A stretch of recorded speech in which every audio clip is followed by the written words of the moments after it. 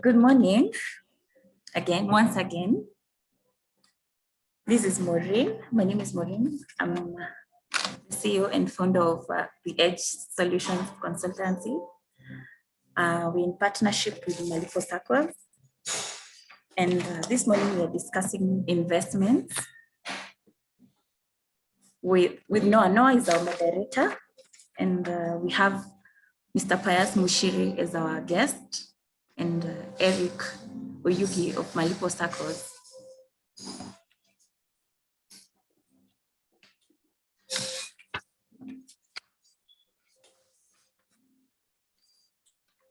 Yes, no, we can start. You can introduce yourselves. Okay, good morning, everyone. It is a beautiful Saturday. I mean, just coming from a holiday, I know that feeling. So, karibu sana once again to talk matters investment. And this is just adding value to your life because I believe information is power.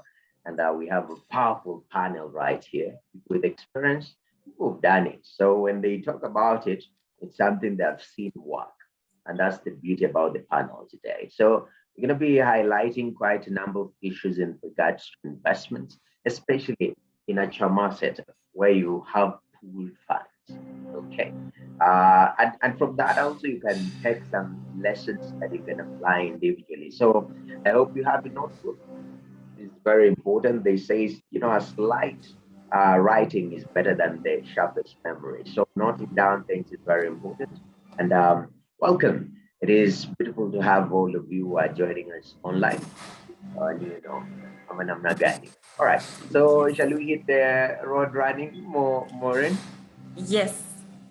Lovely. Beautiful. Yeah. Okay. So today's topic is quite interesting because it's starting your sevens into investment. And this is what everyone wishes. You have some money somewhere and you want to turn it into something productive. Online, I've been seeing quite interesting stuff happening. So one of the examples is like, for example, Tesla. The year 2013, 14 there, if you bought a Tesla, what $33,000. Today, that Tesla has depreciated to something like $20,000.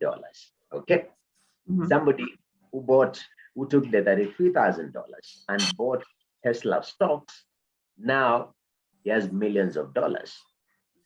So the best thing is that we have funds.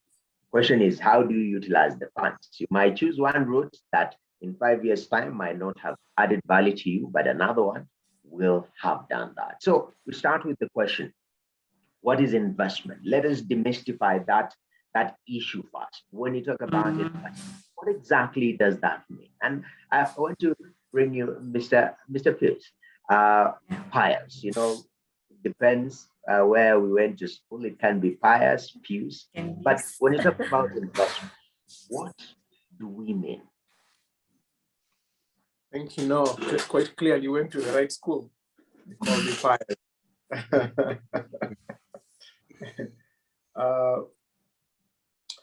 I want to start by saying this. There's a quotation by Warren Buffett. He said, I get to do what I like to do every single day of the year. And in 2013, a survey was done. And the results were amazing. They said that Warren Buffett was making $1.5 million every hour, even when he was sleeping. $1.5 million every hour, even when he was sleeping. And that number, I believe, has still been growing. So I'll give you my definition of investment. Investment is any asset that puts cash in your pocket, not once, but consistently. Every month, every year, for a very long time. That's what you call an asset.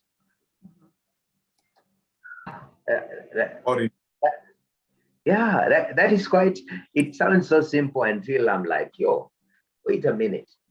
Just have to get an asset that is generating revenue for me on a consistent basis. Eric, Let me rope you in here.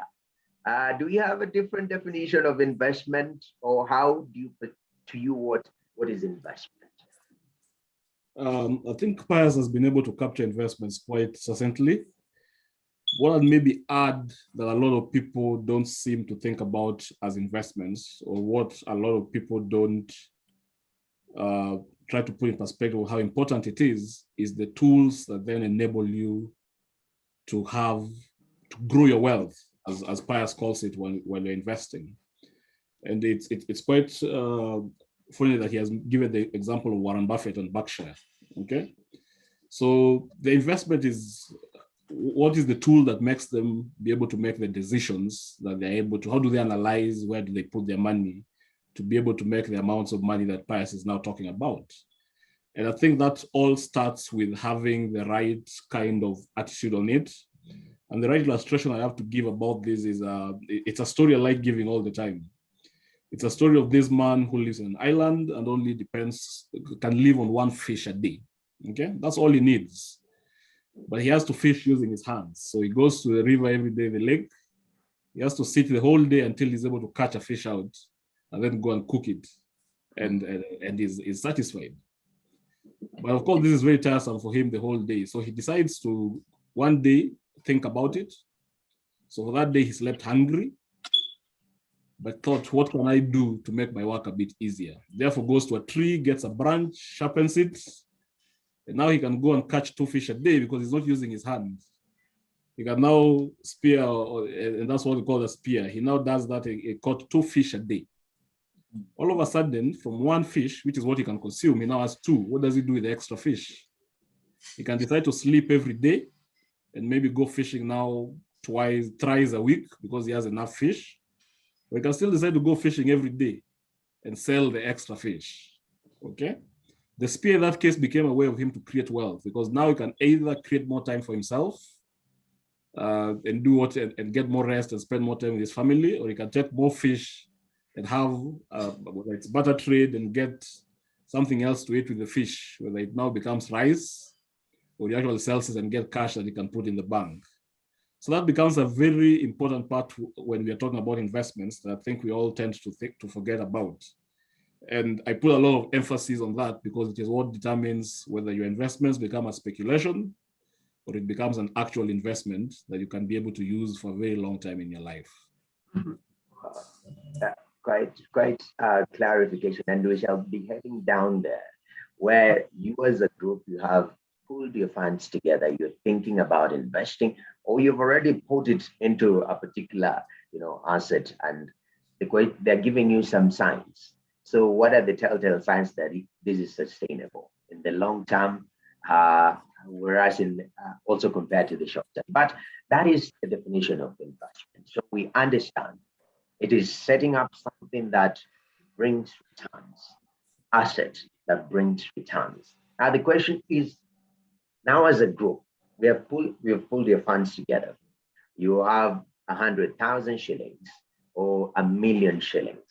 How do you start? What is the process of decision? What are the factors that you consider before you put money into an investment? What are the considerations, Mr. Pius, before you put money into an investment as a group? Good question, Noah, and I'll tell you, I want to address it in several ways. First and foremost, when people put money aside, we need to address the question, where do they put it aside? Do they put it in the bank, or do they put it in some investment products? Now, the global wealth, the richest 1%, which is about 42 people, they own about half of the global wealth. And we need to ask ourselves, what do they do differently from many of us? So the one thing that they don't do is that they don't save in the bank. They put money in investment vehicles. So the first thing that even before you decide what you want to do with the money, we have there are products which have been there for a very long time in the investment industry. called money markets, money market products. They give you returns which are higher than what you'd get in a bank. So you put money in a money market account as you decide as a group what you're going to do in the long term with that money. And that the beauty about a money market account is that it does not have an ATM. So you guys won't go and you're hanging out somewhere and said to use your ATM card. This is serious mission. So it's put aside in a very secure place where it is not easily accessible, but it is also accessible. So that's one. Secondly, the group has to have a purpose. The biggest challenge that I observe with many groups is that they don't have one purpose. They don't have one aspiration. So you are in a group of 10 people, but you have many aspirations. So that tends to take time for them to agree on where to put the money as a form of investment. So it is important for the group to have some sort of strategy document that brings them together to make decision on exactly where they want to put the money. So that's very, very critical in a group being able to make that investment. So then, of course, once they know exactly what the aspiration is, they need to work with partners.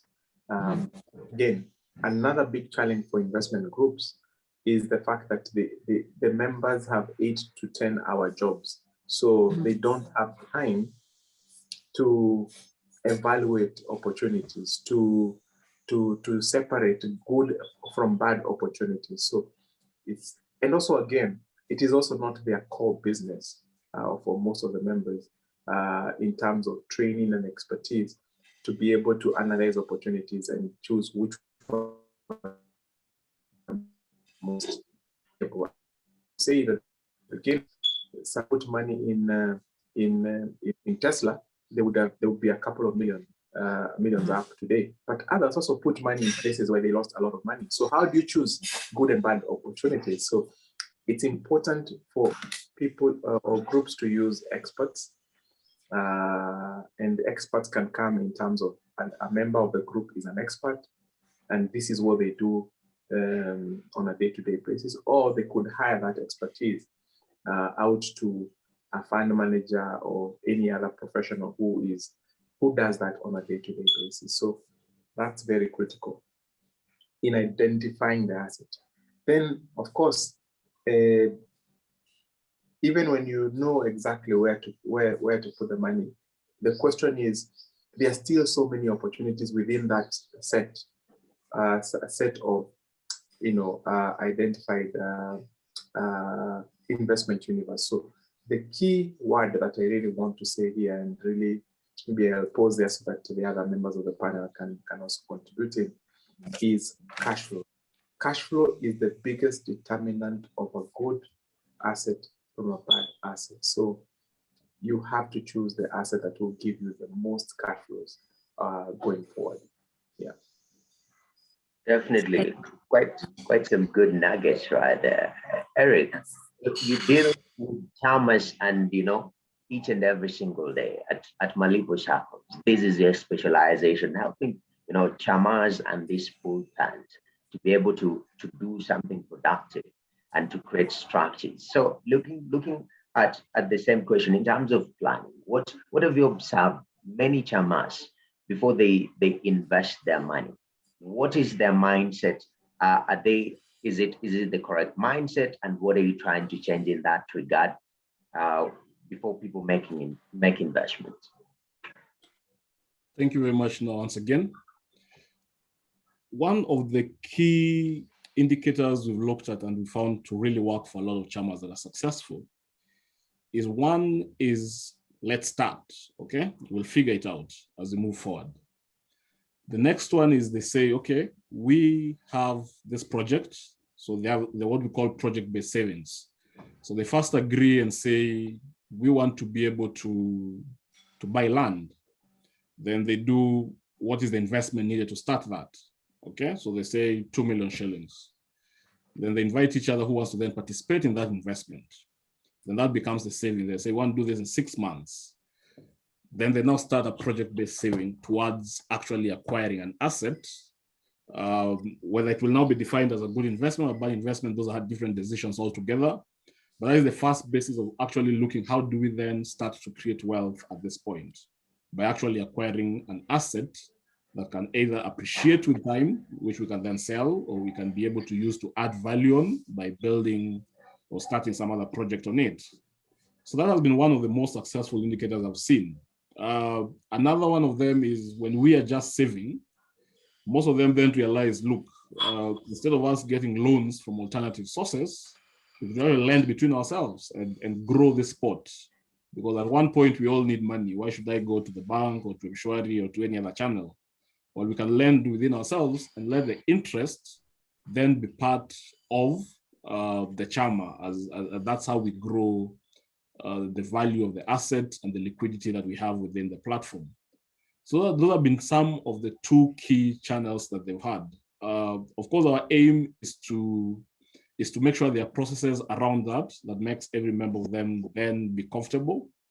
Our goal is also to make sure there are a bigger pot of investments that they can look at. And that's where Malipo Experience has really come in a big deal. And so when I hear Pies talk about having a professional that you can then be able to consult on the investment options you have, then that's where they come in. We have others that just want to give these people deals in terms of, because chamas they're really diverse. And as I talk of projects, maybe I talk about land, others simply save to furnish their houses, others really save to acquire very big assets. There are those who save to even acquire commercial assets. And those are people who have made a decision on where they really want to put their money on. But there are a lot of them who are still, information is power, and there are a lot of people still don't know this. We've talked about traditional investments like the money market funds that have existed for ages. I'm sure NABO structures certain kind of securities that people can still be able to invest in whichever way that they do them. And all those options are not available to a lot of people today, and therefore they don't know where to invest. And 90% of the investors that we talk about, or that the successful entrepreneurs that we've heard about, its chances are that they have those opportunities because of the information they were exposed to early enough, and they were able to make those decisions, okay? Because some of those things are so esoteric, you cannot even wrap your mind around them. How do you start investing in stocks? Some people cannot even figure that out. How does that go? It sounds simple and complicated at the same time when you tell it to somebody, because they're like, what are you telling me? How is this? If I own one share of Safaricom, what does that even mean? Because I'm just a spectator on the back end. So I think it's nice that we try to break some of those barriers that exist to investments today, that make a lot of people not even think it is within their realm to start. And some of these, you'll be surprised how low the amounts are needed for you guys to even start investing as a group or together as an individual into some of these instruments. So yes, Malipo's work is to streamline those processes, connect everyone who then offers these investments and those opportunities, and expose them to members already collecting money as a group to be able to explore those, including the advice, the legal side of it that comes in, how to move your money securely between those different segments. That's where we play in, and that's what we aim to achieve. All right. Oh, that is quite interesting. So, I mean, just start. That is one.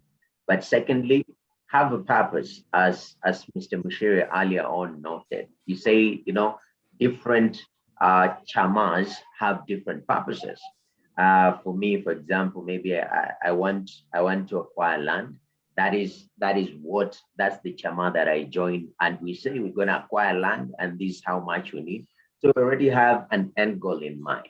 That is very important, even as you start on chama. It's very, very important.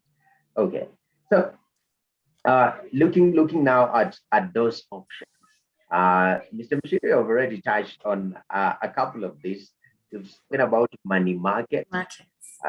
I mean, first of all, how much is the minimum required investment? What options do we have? Let's just break it down to the normal one into the small amounts that we have. For example, we have 100,000 shillings worth of savings now. What are the options that we can explore with that amount of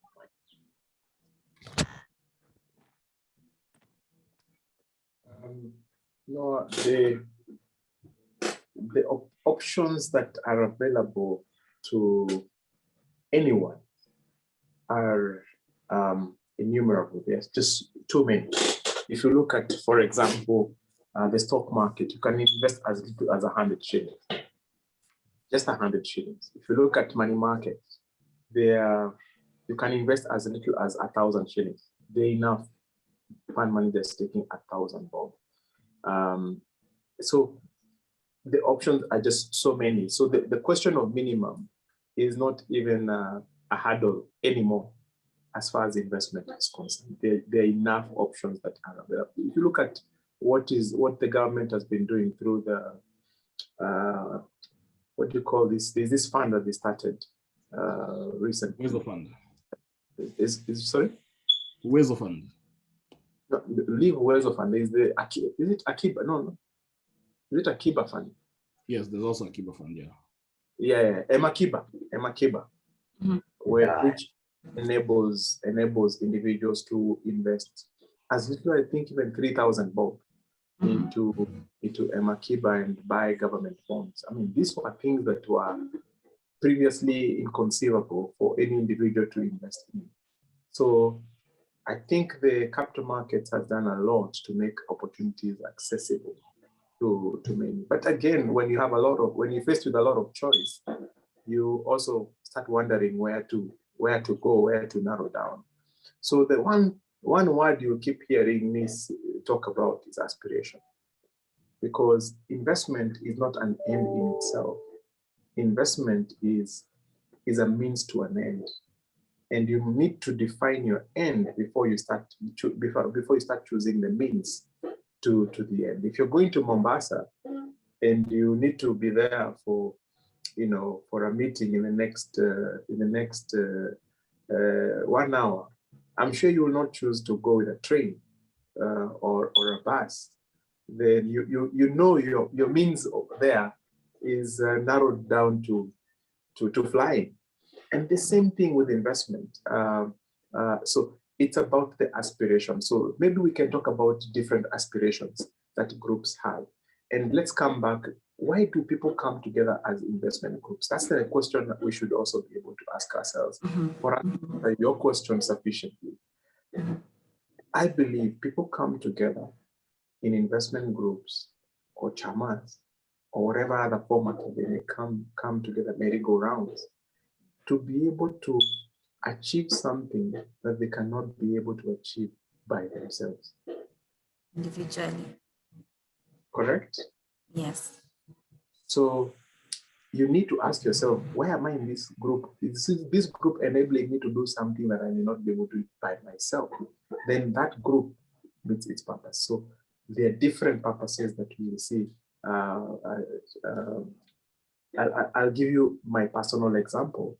There's a time I was buying a piece of land that was requiring quite a bit of money. And when I had committed to go for it, I started having some sleepless nights because I was wondering how to close the deal. It was bigger than me. So what did I do? I called a couple of friends together. And I told them, this is the opportunity. And this is how each one of us will benefit if we go into this opportunity together. And at the end of the day, we came together and we took out the opportunity. We bought the land. It was quite a sizable land, 100 acres. We bought 100 acres together. So that group enabled me, enabled the others to be owners of a sizable property that they would otherwise not be able to own individually. Which other aspirations, Maureen? Yes. Any other aspirations that you come across? Actually, this conversation is very, Go ahead. This conversation is very, very interesting, and I'm learning a lot, because one of the things that I've learned is that without the same goal, like, as a group, it's hard to achieve like your dreams. Even if you invest, but some of you don't have the same. You cannot invest if you don't have the same goal in mind, and that is why you find some of these chamas. You form a chama of 5 people, and by the end of like in a span of 2 months, you're left 2 of you.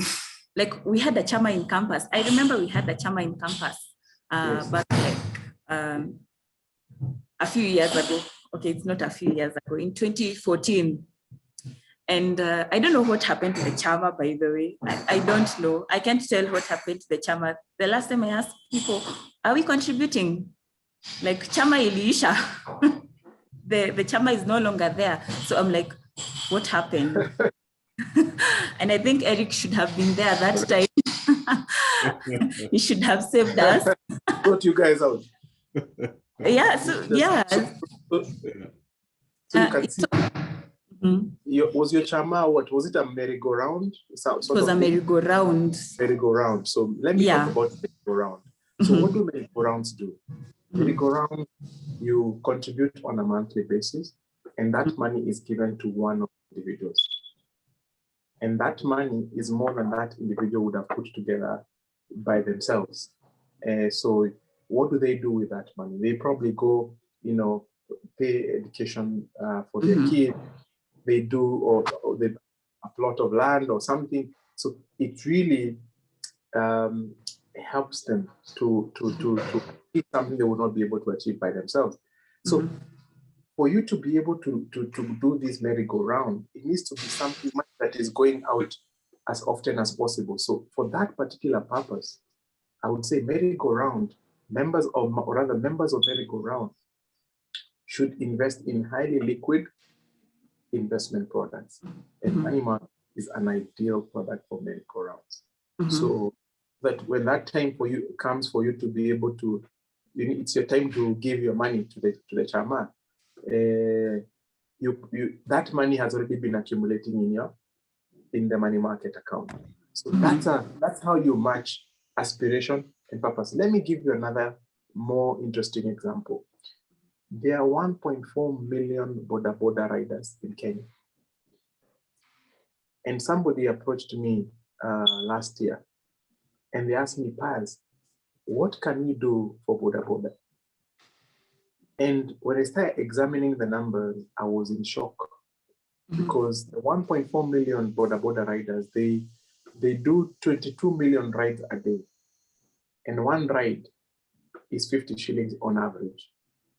50 shillings on average. So we designed a chama for them, which is currently going through the regulatory approval, but it's a regulated chama. It's a regulated chama because it's massive, where every member of boda boda is going to have an option. It's not mandatory. It's going to have an option to put 50 shillings in that chama of theirs, which is a product, an investment. 50 shillings. Now, so you guys, I don't know what is your perception of boda boda? Are they billionaires or are they kawaida? Okay. Let me start with myself, what I make up. Boda boda guys, I think those people have a lot of potential.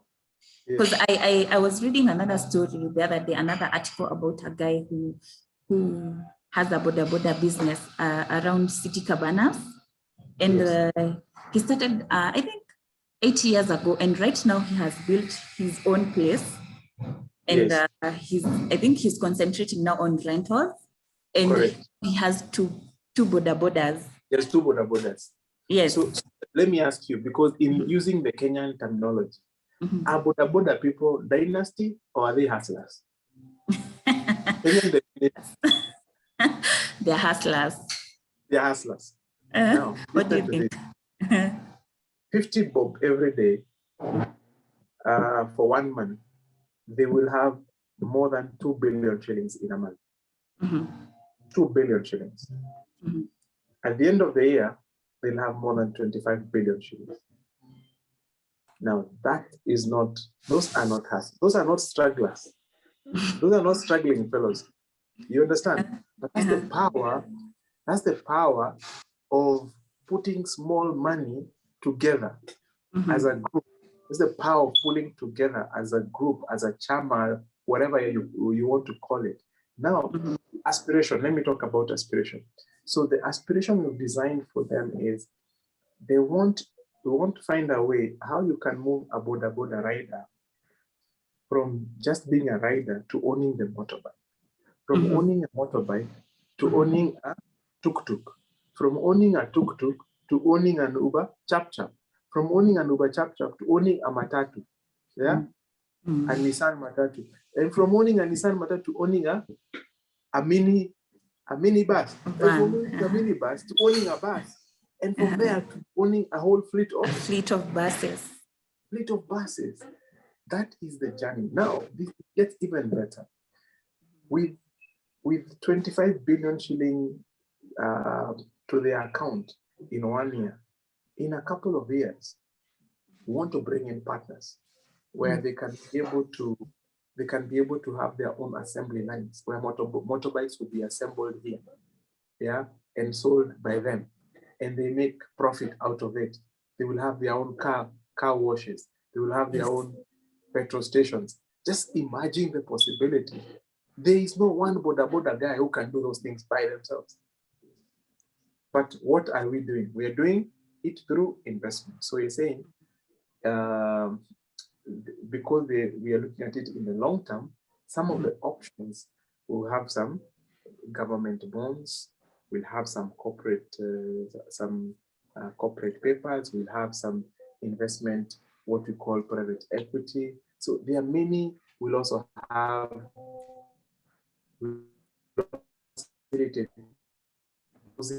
where they actually, put together affordable housing, and they can be the first benefits of these kind of things. Just imagine the possibilities. Let me stop here and pass it back to Noah. Thank you. That's quite interesting. Wow, the Boda Boda conversation, just like war, from 50 bob to billions of shillings, the power of coming together. And there's some interesting propositions in the Finance Bill 2021 regards to Boda Boda, but that is not the platform to discuss about it.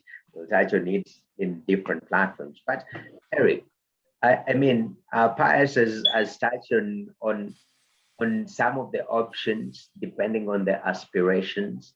From your end, I mean, what options do these chamas have? Give us the kind of chamas that you've interacted with and their viable investment opportunities. Thank you very much.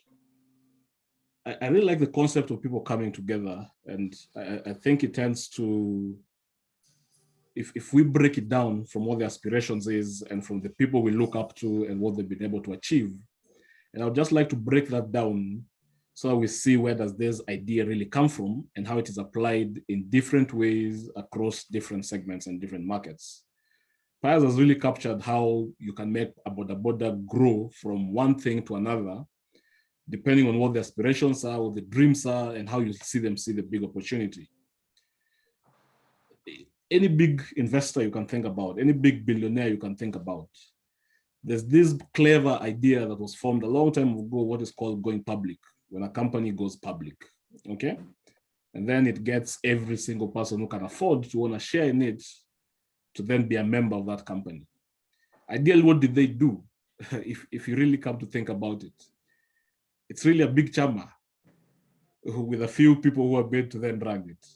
Because that's what it is, because they realize that the only way to then keep growing these companies is to open it up to more people who aspire to the same goal and who think the company is going the same direction.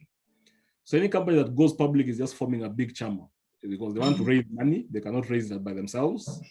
They cannot go to the PE firms like NABO or Centum, but the public, they will give them 1,000 shillings each. And with 1,000 shillings and you have 40 million Kenyans, you have 40 billion that you are now able to mobilize and grow your company further.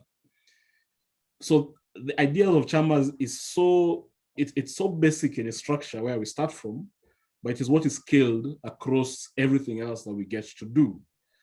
There are very creative ways that people have been able to use the idea of chamas. I know of an estate who have actually turned a local shop within the estate into a supermarket within the estate itself, simply by members of the estate investing in the shop.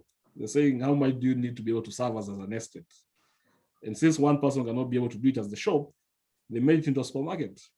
And therefore now they get discounts when they go to buy. When the price of milk is 50 shillings, if they get it at 49, because they're all investors in the platform, but they have cash flow in their own estates, okay? And if you want to leave, because you're now moving out of the estate, you choose whether you want your investments to keep being there, or somebody else within the estate can buy you out so that they have more shares and therefore get bigger discounts or get, so the ideas are so, it all depends with where exactly how you want to look at it. But I think the basis that all this starts from is how do we make sure that the idea of a group is sustainable, because the problem that we have is most of these avenues break before they get to a point where they can then have those kind of aspirations. And it's nice when I hear of people trying to bring them together. I'm hearing of press trying to talk about bringing bodabodas together and having a structured way of doing it. So it's all about structure. How do you have a structure that every single member in your group can trust that our aspirations are shared, our aspirations are protected, our aspirations are visible and transparent to all of us? Okay, and I think that's where we really value the work that we do at Malipo, because we are trying to bring those structures to people who cannot afford to have them. I like to joke that we are trying to put a CFO in every single chama, and yet they cannot afford a CFO within the organizations themselves. Because this guy then brings structure and transparency that they cannot afford to go through the regulatory processes that involves doing that. So how do you break that down and bring it down to the level where even 5 people can be comfortable to start a chama, and then the chama can join a bigger chama and merge? How do we create those systems for them? How do we create that level and ease of running it that each member can actually trust? And those are the tools that I keep talking about when we're talking about investments. The big organizations, the public companies can afford to have good accounting systems, CFOs that are able to put that together, afford the kind of auditors that will be able to do and make sure all the papers are together that every member can trust that was true. But when the lower you go, you can't afford to have that unless one of you is a professional who will dedicate themselves, and yet nobody pays them. So how do we build those tools at the very core of the small chamas that we have in this society and in Kenya today? Because the table banking groups do, and I wish Maureen would have been able to play the trailer that was done for this webinar, where we have a hatchery that now owns a couple of buildings. Yes, I will do that. Even rented by the likes of Standard Bank, okay? And those examples are so many. We have Faulu Bank, which purely started as a chama. You have Rafiki, and the examples are so many, this trans-century.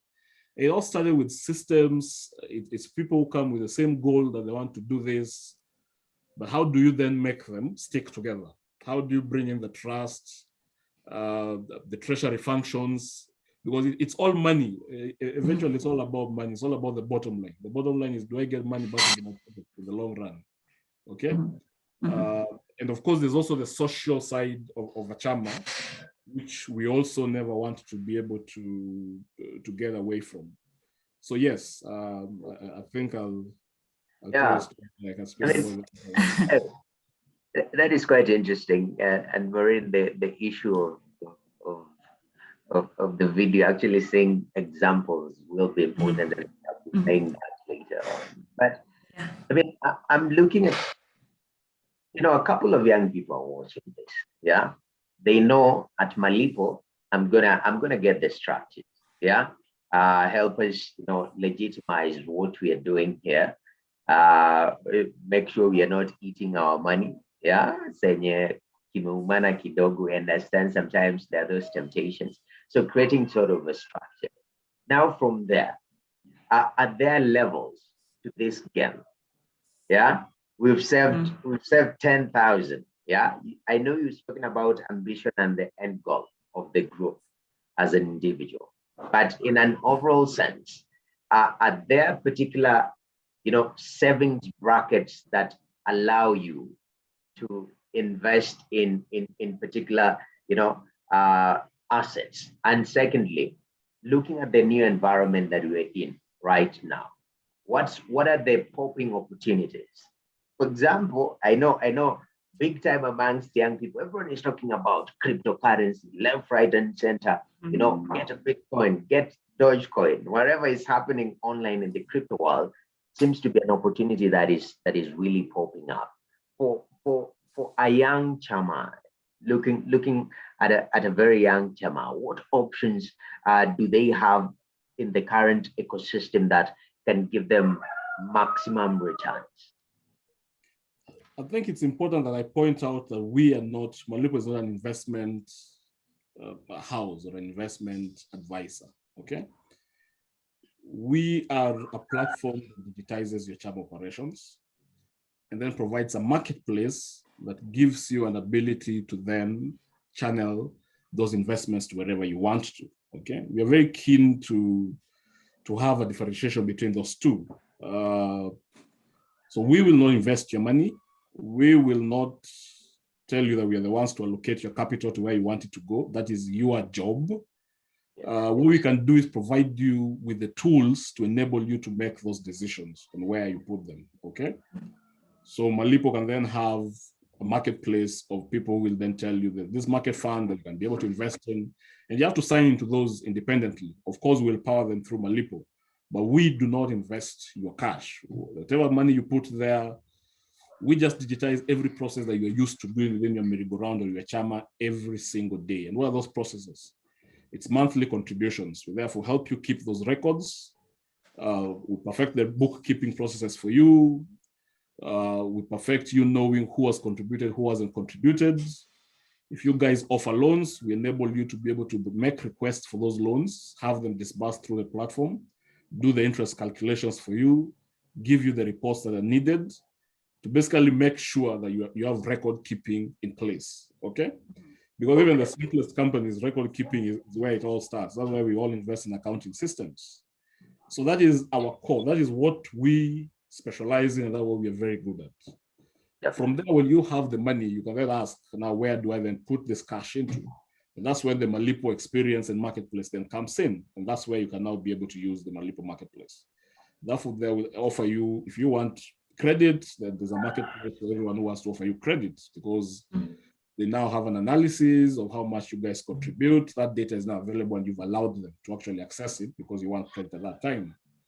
If you now want to be able to put your money in a money market fund, then you have the option. So they will provide money market funds. We will not be the ones to do that and drive commissions out of it. I think I just wanted to make sure that is clear early on, because we don't have the regulatory abilities to do that. I don't even think we want to go in that area. Our role and what we want to get extremely good at is the record keeping part of it, and the marketplace side of it, or where do you channel your cash after that, okay? Which does not become our.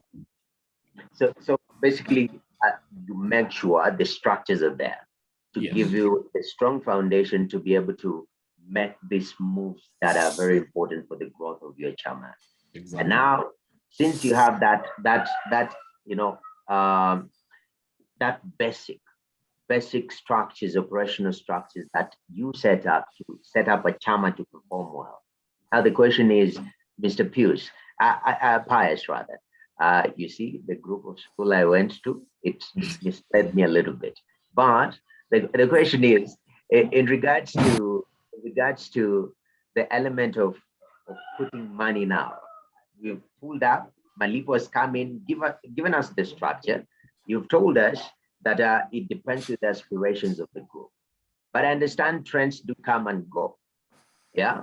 Right now there's a trend on matters agriculture. A lot of people are focusing on that.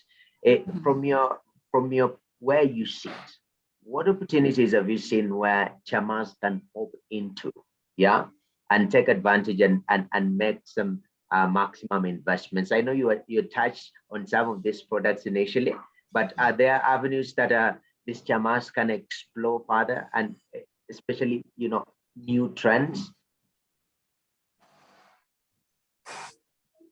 Thank you, Noah. And I think this is we have reached a point of contention because there is in this conversation, there is a struggle for maximum returns. And Yes. there's a struggle for aspiration. Now, one must determine the other. So let me give you an example. We have seen cryptocurrency, Bitcoin in particular.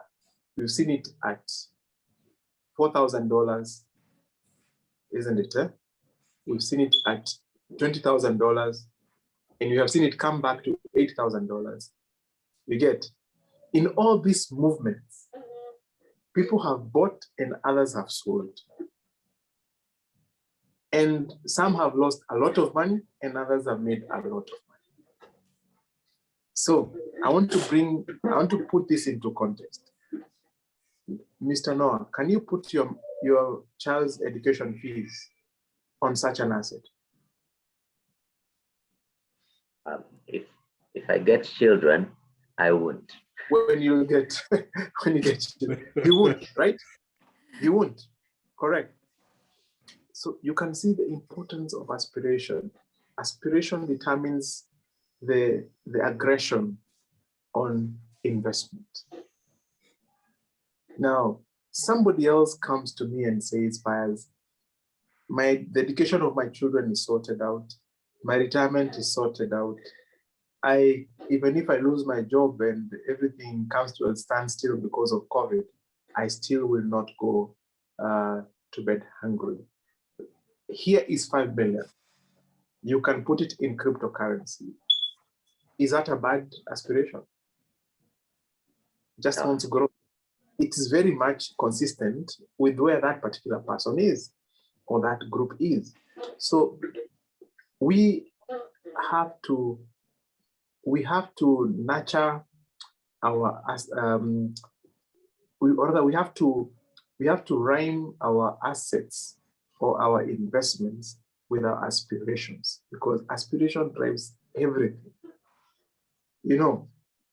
Let me give an analogy. If we have the fastest train that goes from Nairobi to Mombasa, but your shags is in Kisumu, you're only interested in being in the fastest train, hoping that somehow you'll be in Kisumu. Will you really get to Kisumu?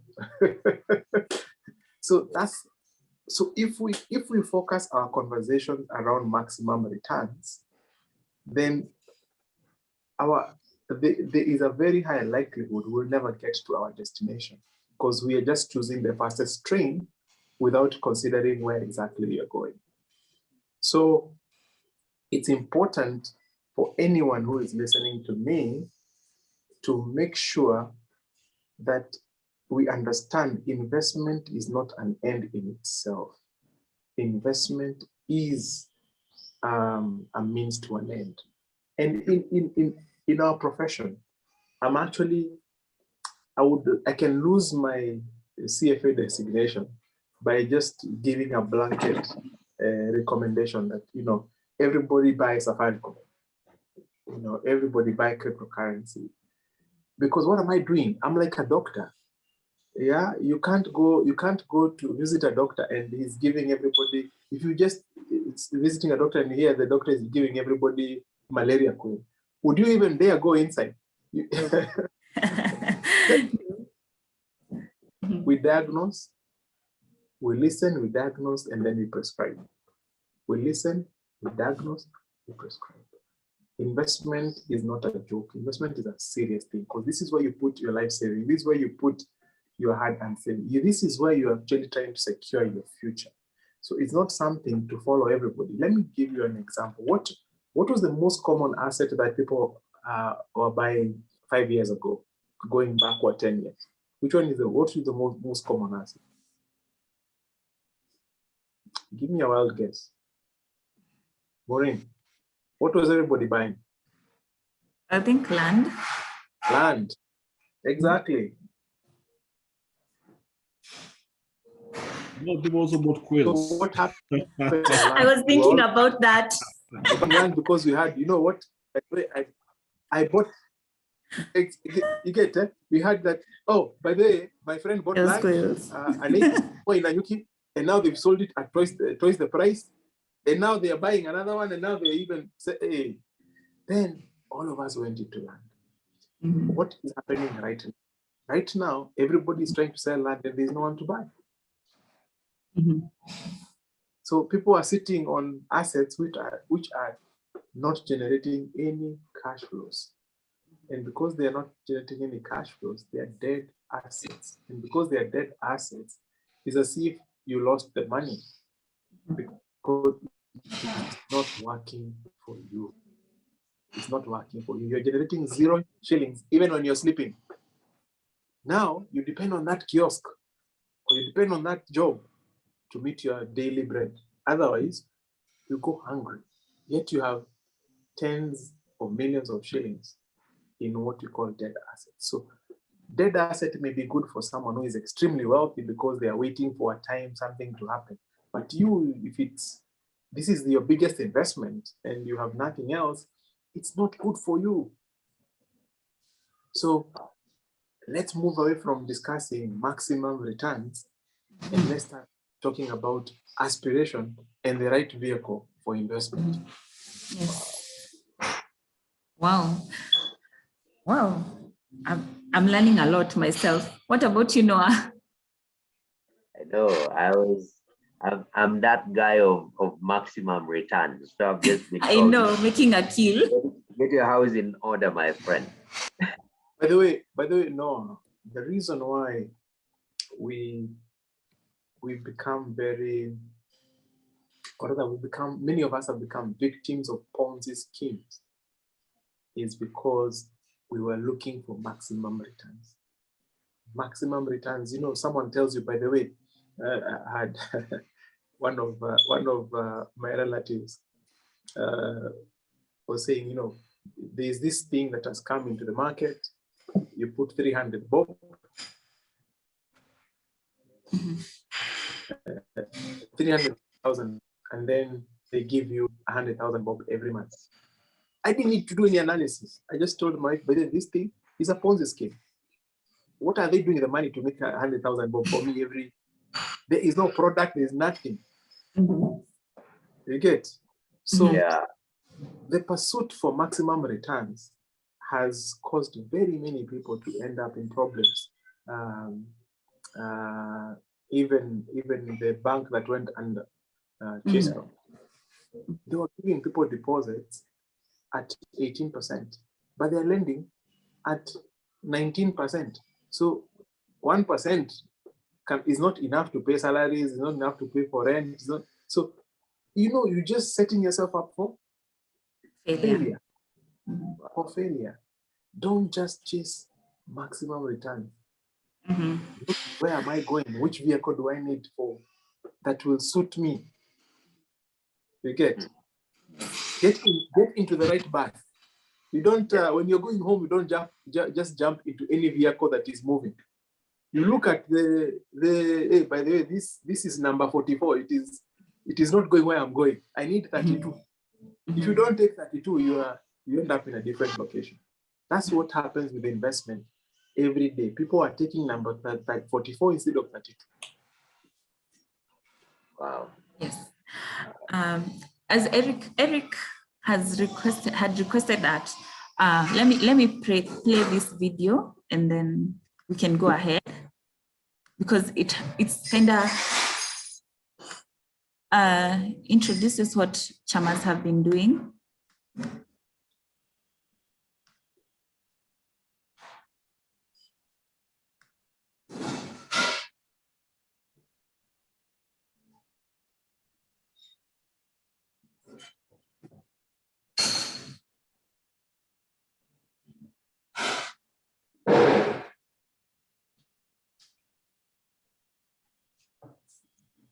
Right. So as we wait for the video to play, if you're watching, make sure you type in your questions. I know you have a lot of questions, especially that point of aspirations vis-a-vis maximum returns. I think it's a touchy one to be sincere, because we live in that generation of, I want things to happen. If I'm joining a chama, I want in the next 3 years.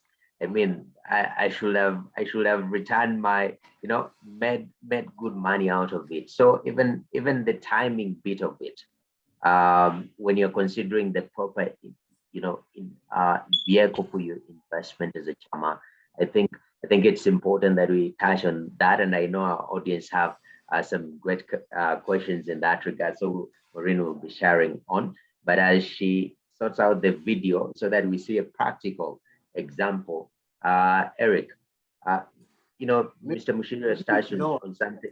Yes, sir. Maybe no, I think you began at a very good point where you are asking what is the definition of investment. And I actually thought it is good you started there, and it is good that you keep revisiting that point. Because what is an investment? An investment is an asset that puts cash in your pocket. If it takes out cash out of your pocket, it's a liability. Okay? If it puts cash into your pocket, it is an investment. If it takes cash out of your pocket, it's a liability. No, like the way you borrow a loan, it takes cash out of your pocket. Now, when you buy land and you don't develop it, and you're hoping that it will multiply in value, what is that? Is that an investment? That is not investment. That is speculation. That is speculation, because you are hoping against hope that something will conspire, the world will conspire in your favor, and you will double or triple your money. Okay? So, in my view, cryptocurrency, what is going on is not an investment. It is a speculation, because it is not giving you, it's not promising to give you consistent cash flow. But you're hoping that the price of Bitcoin will move from $60,000 to $100,000. Okay? But it can move from $60,000 to $100, but it can also move from $60,000 to $4,000, which means you lose most of your, it's called speculation, because that value uplift is not influenced by the cash that is generating. It is influenced by the mob mentality, the psychology of the public towards how they feel about that particular investment. I remember Elon Musk, he tweeted, I think a month or two ago about it, and it literally moved by at least, I think, $20,000. Now, is that something that is driven by fundamental, or is that something driven by people's emotions? It is being driven by people's emotions, and therefore it's a speculation. Wow, that's good. We distinguish these things. Now, can you bet your children's school fees on speculation? No, you can't. Can you bet your rent on speculative investment? No, you can't. You will fail terribly. That's true. And Eric, maybe those foundational principles, as you've said, are very important. Do you think there is an element of failure not only having structures, but also the mindset. Yeah, the mindset of people in a chama setting that leads to people maybe focusing on, when they think investment, in reality they're thinking about speculative assets other than real assets that generate uh, you know cash flow, as Mr. Mushiri has said. Is there fundamental principle in the foundational things that you institute in these chamas that can help these chamas avoid the route of going speculative? Um, no, thank you. I think you're pushing this discussion on the finance end, and I'm trying to avoid the discussion, but I think I'll just give my 2 cents on it. I'm not a finance expert. I'll give my 2 cents on what my thoughts are as an individual. So I hope this cannot be used. I'll give a financial disclaimer early enough, okay? Yes. So I think how every single person should think about investments, and this is my personal opinion, is one, think of it yourself as the business owner, okay? If I was the one, whatever I'm investing in, if I was an owner in this business, because ideally investment makes you a part owner in whatever it is that you're doing, okay? Can I live with myself and think that I'm actually going to make this a success if it's a business, okay? And a business must have a value that is selling to the society. And I know there's a lot of discussion around Bitcoin, and I think the whole idea of Bitcoin is to decentralize finance, which then there's no value in it. And you will not want to go in anything that is not regulated and is not controlled.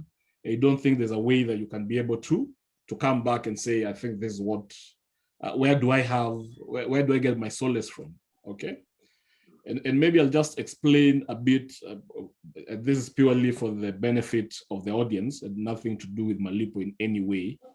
It's just to explain the concept of how Bitcoin works. Then maybe if you understand the concept, you understand whether it's something you really want to invest in or not. And that's a whole different discussion.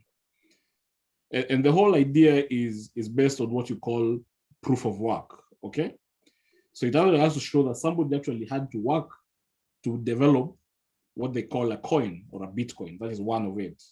And how do you do that? You do that by actually trying to compete a couple of people in who comes first in breaking what in technology we call a cryptographic hash. So, and the best way to explain it, if you're given a number 121, who are the first two people who are going to get the two prime numbers that give me the number 121? So the first person who can do that and can broadcast it to everybody else, and people can actually see, yes, 11 times 11 is actually 121, because it's in fact, that person then gets a coin, okay? And that's what a Bitcoin is. It's who is the fastest person to then, of course, there are those which were developed before, which are now in the market. And once you get it, then you are given a coin, which you can then trade and sell at a certain price. So because very few people have the ability and the computing power and the resources to actually generate that, based on it that is being done worldwide, then all the others then do what? Then just buy it. And you buy it, and of course it means it takes longer for each to be generated, and therefore the value goes up. So that is the basis. That is what goes on. So it's just important that you understand that. So what exactly are you buying? Is it someone's ability to have to sit down and generate a coin? Is that what you are buying? So yes, that is it, in fact, as how I look at it. Yeah. So if we go back to everything else, and that is as good as betting to me, because it's as me saying Manu is going to win today.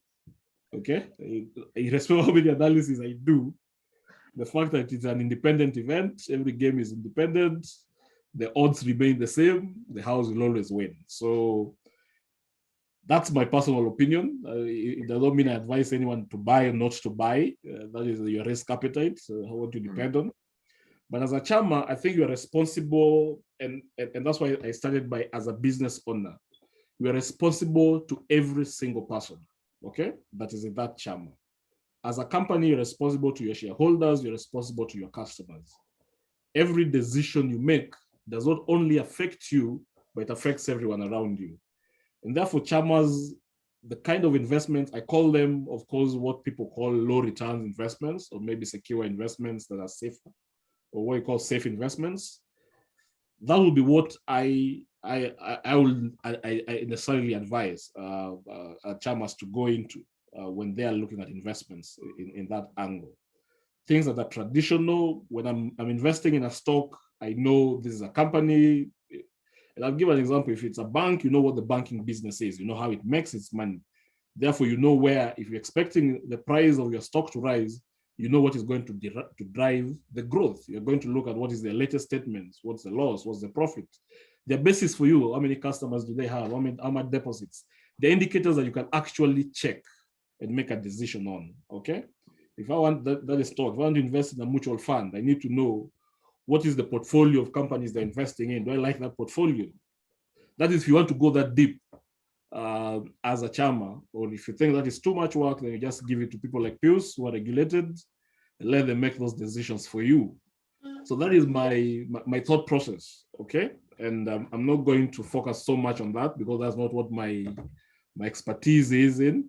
It's good. Yeah. That's a hobby I do for life. So I'm not going to invest so much of the energy on it to try to talk to people about it. But okay. I think the basis of anything you do in your life starts with the structure. And this goes as far back as when you're born. There's a reason why you try to take your kid to kindergarten, okay? So that they get the basics. There's a reason why you're learning maths. You start with 1 + 1 and not how to find derivatives. There's a reason why if you want to get a job, you start as an intern and you're not started as one of the senior developers or whatever your job is, or a senior investor, or as a journalist. You're not sent straight to read news. You have to start with, okay? There's a reason why all those are done. There's a basis that has to be done for somebody to be able to grow as an individual. Because the brain, ideally how it works, it builds. The neurons in our brains ideally builds with the more information that you get. And then it makes them tighter, and then it makes them part of you, and then they become a habit. But it has to start with the effort to actually start before it becomes a habit in your life. And I think that's what we are trying, and that is our basis and our emphasis on Malipo. How do you provide you that foundation, okay? And the foundation then becomes in good accounting practices, good bookkeeping, trust, transparency. That's what makes you grow without having to think. There's a reason why Pius is trusted to manage the kind of capital that he's managing within the portfolio. There's a reason why as Malipo, our members trust us to be able to move their money through our ecosystems because they know their money is not going to get lost. When I put a shilling, I expect that 1 million shillings to move from my M-Pesa, from my bank account to my Chama account, and not a shilling lost, not a shilling more, okay? So that is the emphasis for us. We are trying to avoid the issue of the treasurer disappearing with your cash because he had a Fuliza. I have an example of some alumni of Mangu. I'm not going to measure the name specifically. But one day, the guy wakes up after a night of his alcohol, and because the guy doesn't want to send to the bank, he sends him the cash and he gets 50,000. He's like, oh, I'm rich. Because he doesn't know where the money came from and for what. He thought, no, woke up very generous today. I thought Eric needed some cash, okay? So he goes and spends it. And these are not small people. So when he goes and spends it, when he realizes, then the guy calls him 4 days later. But then I sent my Chama money. Did you get it? Like, well, that was Chama money. Okay. But I had already spent cash. Then I have to look for it to try to replace it. So those are the foundations that we are trying to replace, to make sure there's one transparent place that everybody has access to, that they can put the cash in, from which they can then choose to invest or whichever, or disburse. If it's a merry-go-round, provide you ability to disburse it to each member of the merry-go-round within the platform, have approval levels within the Chama members so that each person is able to approve the transaction and it is visible to all members. If you need to move it to your bank, we provide you the channel to do that, from where you can then be able to maybe put it in an interest earning account or push it to a mutual fund, whatever decision you make after that, ideally, I think we'll give you the experts within Malipo to advise you on what you want to choose to do. But we do not go into the investment line of telling you we want you to invest here. We will invest your money for you and offer you interest. No, we don't do that. We don't touch a cent of your cash. We just facilitate its movement. Wow. That's very important. Maureen, Yes. your video ready? My video is not ready yet. Okay. I'm having issues with my laptop. Just I'll tell you when I'm ready. Okay, definitely. And we shall be taking questions from Yes. our audience today. Maybe just slightly later, because and I love this structure because, Eric, you say you provide the foundations, and once these structures are there, your money is well secured. You are able to channel it into investment. Mr. Mushiri is saying it's not just a matter of channeling it into investment. Your aspirations have to be right. You have to balance.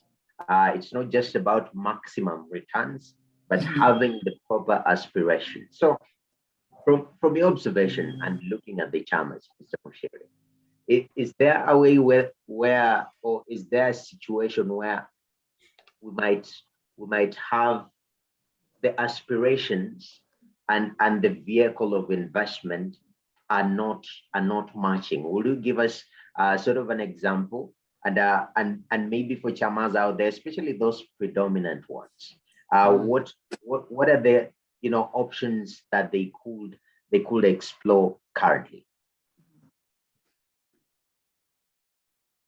I'm really glad, and I was enjoying listening to Eric, because Eric is saying one simple thing: foundation, foundation, foundation.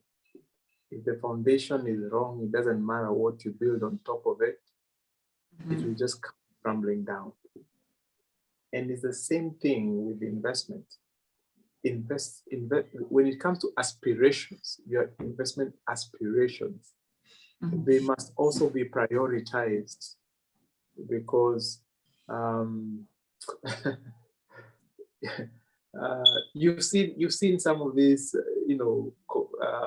what do you call them, cartoons, making jokes like, a guy has parked a Range Rover outside the hut, a mad hut.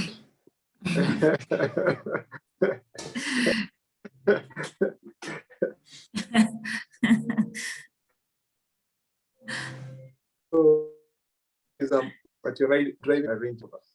How does that look like, Noah? Does that look right? Misplaced. So to the public, you look very wealthy, but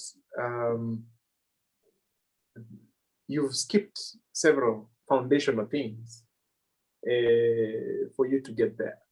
There's so many people who can actually afford to buy a Range Rover. It's just not the right time. It's the same thing with chamas. I was in a chama group, and we dedicated ourselves to buying land without having to come sit down and map out our aspirations. What is and let me talk about aspiration again a little bit.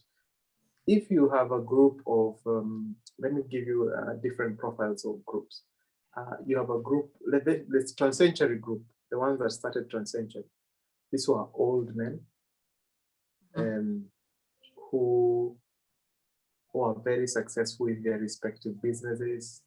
They were very successful in their own careers, engineers and that kind of stuff.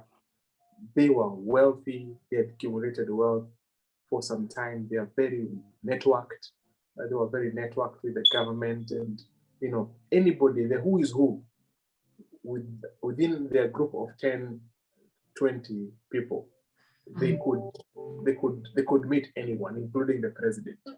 You get? That's one group. And what they decided was to go into to set up an investment group that would buy companies that have something to do with infrastructure. And that's how they ended up buying East African Cables. They got a big stake in the railway project, RVR, sorry. Their aspiration was very simple. We want to grow our capital because we are already wealthy, we've already educated our children, we don't, so they were ready to take very high risk. They were not going for 20% return, they were going for 10, sorry, they were going for 100%, 200%, 300% return. You get, their aspiration was growth of capital.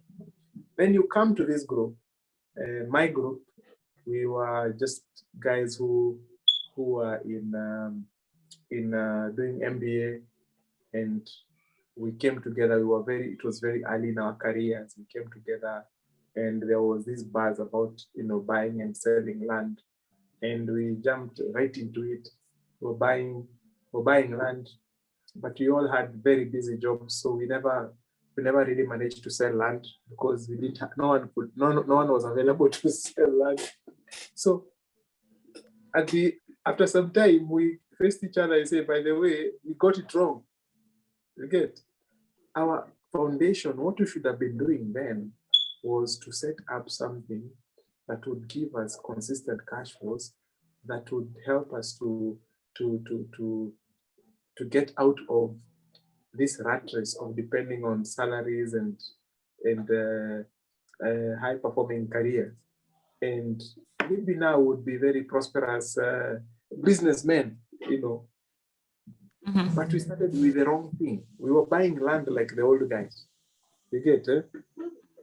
Here we are young, we should have been able to. So different groups have different profiles of members.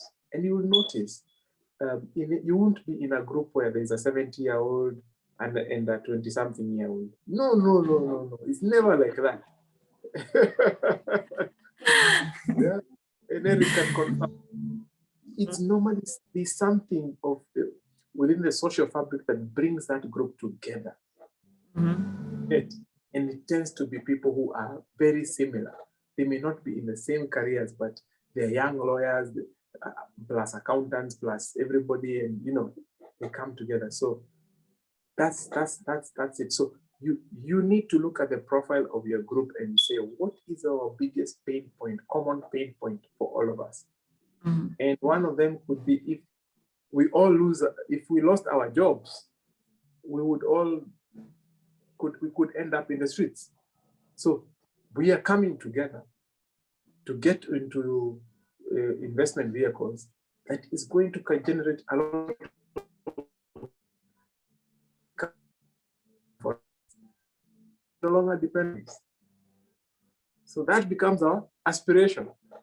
So then we say, oh, we are coming together so that we can generate a lot of cash flow, and we can pay school fees for our children and take our kids for holiday, blah, blah, blah, that kind of stuff. I have a client of mine who was telling me they just retired at about 50. And it's a lady. And she said that, she spent all her life bringing up children, taking care of family. So they got together as a group of ladies around the same age profile. And they said every year they want to go on holiday to an exotic destination, because this is the first time they don't have all those things that they had to sacrifice all those years.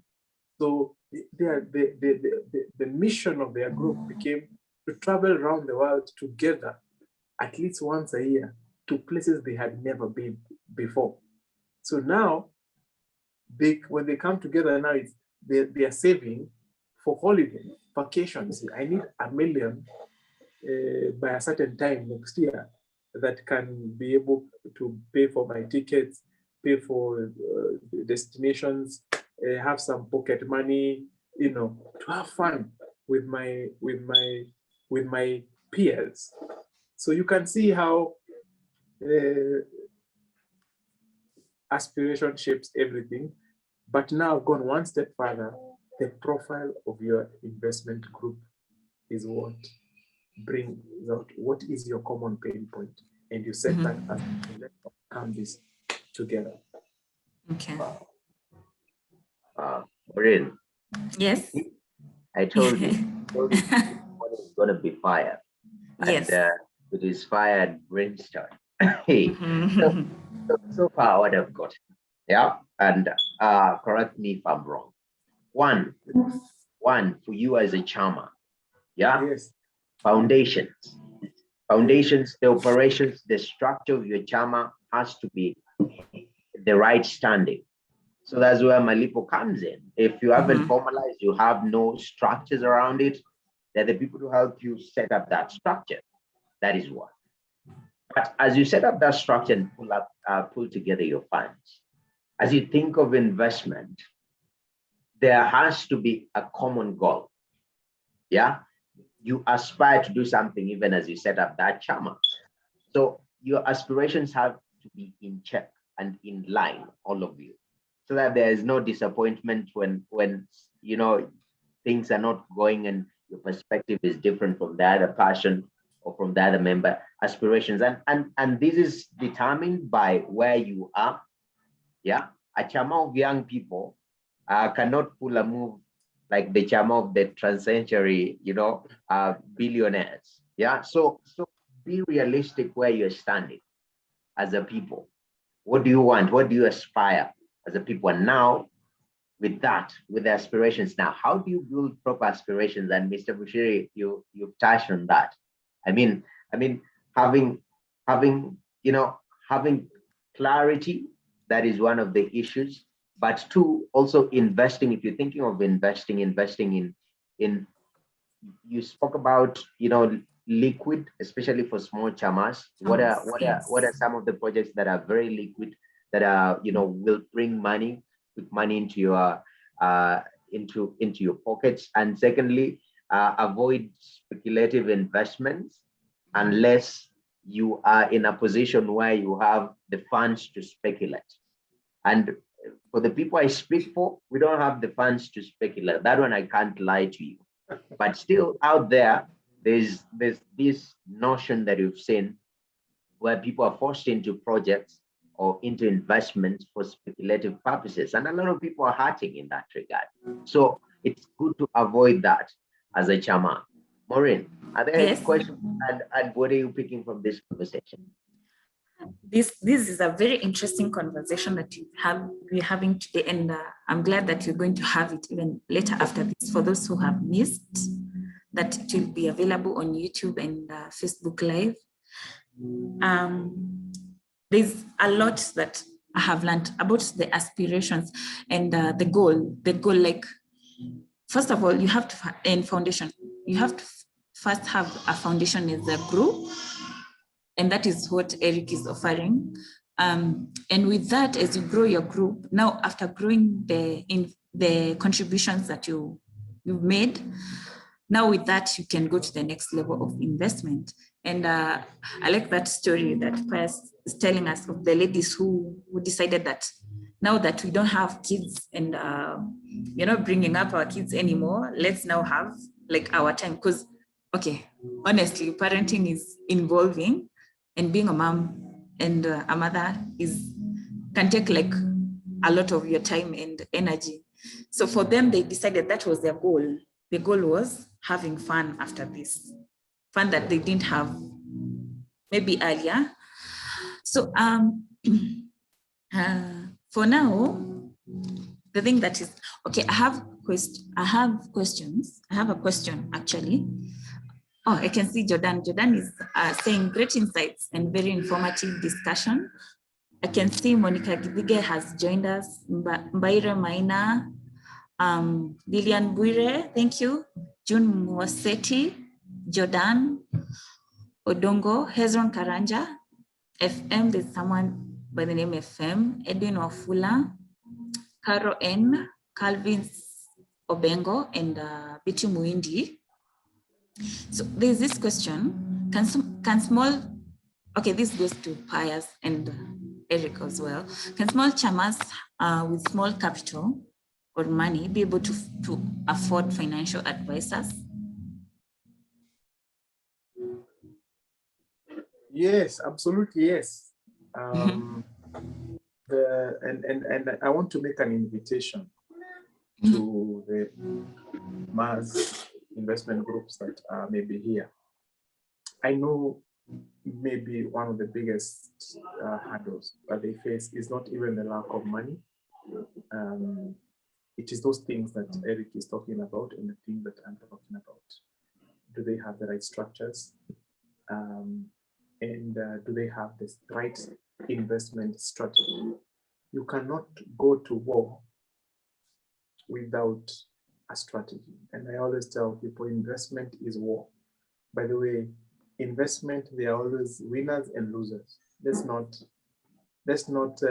sugarcoat it.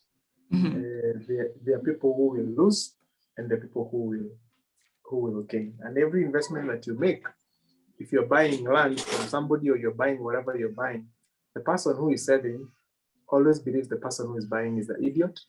And the person who's buying always believes the person who is selling is the idiot. So,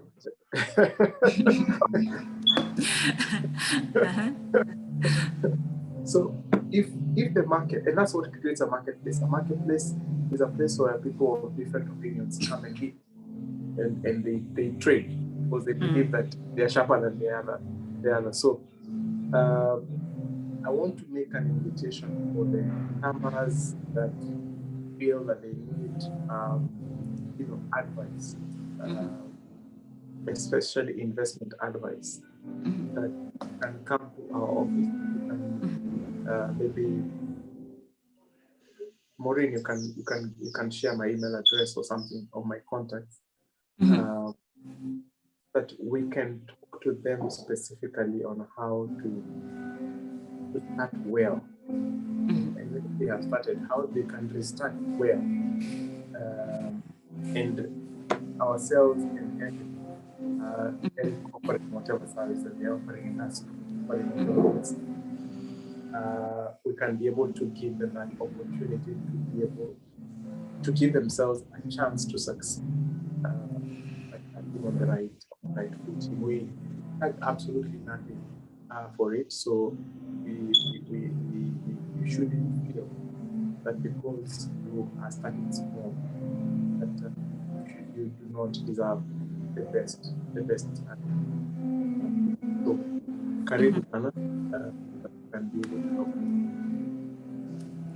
Okay, Eric, do you offer financial advisors for small chamas and groups? Yes, I think when we started, we said we are making sure every chama, and of course, Malipo also serves small businesses. I just want to also focus on that. So we offer all small chamas and whichever chama of any size and business. As we've said before, is a CFO in the pocket. At times, of course, you need somebody to talk to. Therefore, within Malipo, we have a marketplace of financial advisors. And Nabo, I'm sure, will be joining us soon to be one of those. So we can be able to schedule for you those sessions to have with the panelists, okay? And financial advisors. There are those which are free, there are those who charge, but definitely we make sure they're very friendly prices for each of the chamas and the small that we support on Malipo. Yes. Yes, the answer is yes. Okay, Eric, another question. Does Malipo offer seminars where people can engage you one-on-one? Okay, despite the fact that now we have had COVID for the longest time, for almost 1 year and some few months, but despite that, do you have like seminars where people can engage with you one-on-one? I think that's one of the roles why we organize some of these webinars, because we want to be able to engage with the chamas. We also actively sort them out, and any chama that is willing to invite Malipo will be more than willing to turn up and advise you one-on-one. We can also, of course, share our addresses where anyone can walk into our offices at any time. I believe we are easily accessible. You can go to our website, write to us, drop an email to us. We are available on all social media platforms. You can always drop for us an invite. We'll more than have all Malipo champions come to where you are. We have those we call Malipo champions. Their work is to train the chamas of those foundations. So we can send a Malipo champion to come to you They will definitely take you through the process that we have, teach you on the foundations, engage us. Any questions that you might have around the product will be explained, a training will be done. So yes, that is very much one of the things we do. Okay, thank you. Mr. Pius, another question. Okay, this question also goes to you, the same question as Eric. Do you offer seminars as Noble Capitals, one-on-one engagement? Yeah, absolutely. I mean, that's why, first of all, I'm here on a Saturday morning. Yes. Offering free expensive advice. Sure. So this is what we do. This for us is a mission. We want to help as many people as possible to get this elusive financial freedom, because there is no need. I had someone say, majority of the people spend all their life looking for money so they can enjoy life. So for me, my objective is to make sure that we help as many people as possible to get that financial freedom sooner rather than later, so they can get to do what they like to do every single day of the year. So I will do this for free for a long time. I think these questions, the set of questions that I had, we've answered most of them. So there's also this question: is it possible to diversify one's investments or a group's investments? Yeah, and diversification is a factor of scale. If you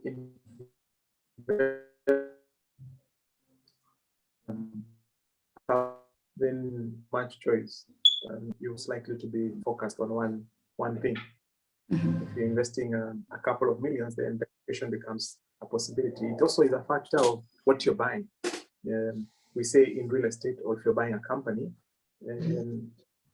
you can hardly diversify because the cost of one asset is quite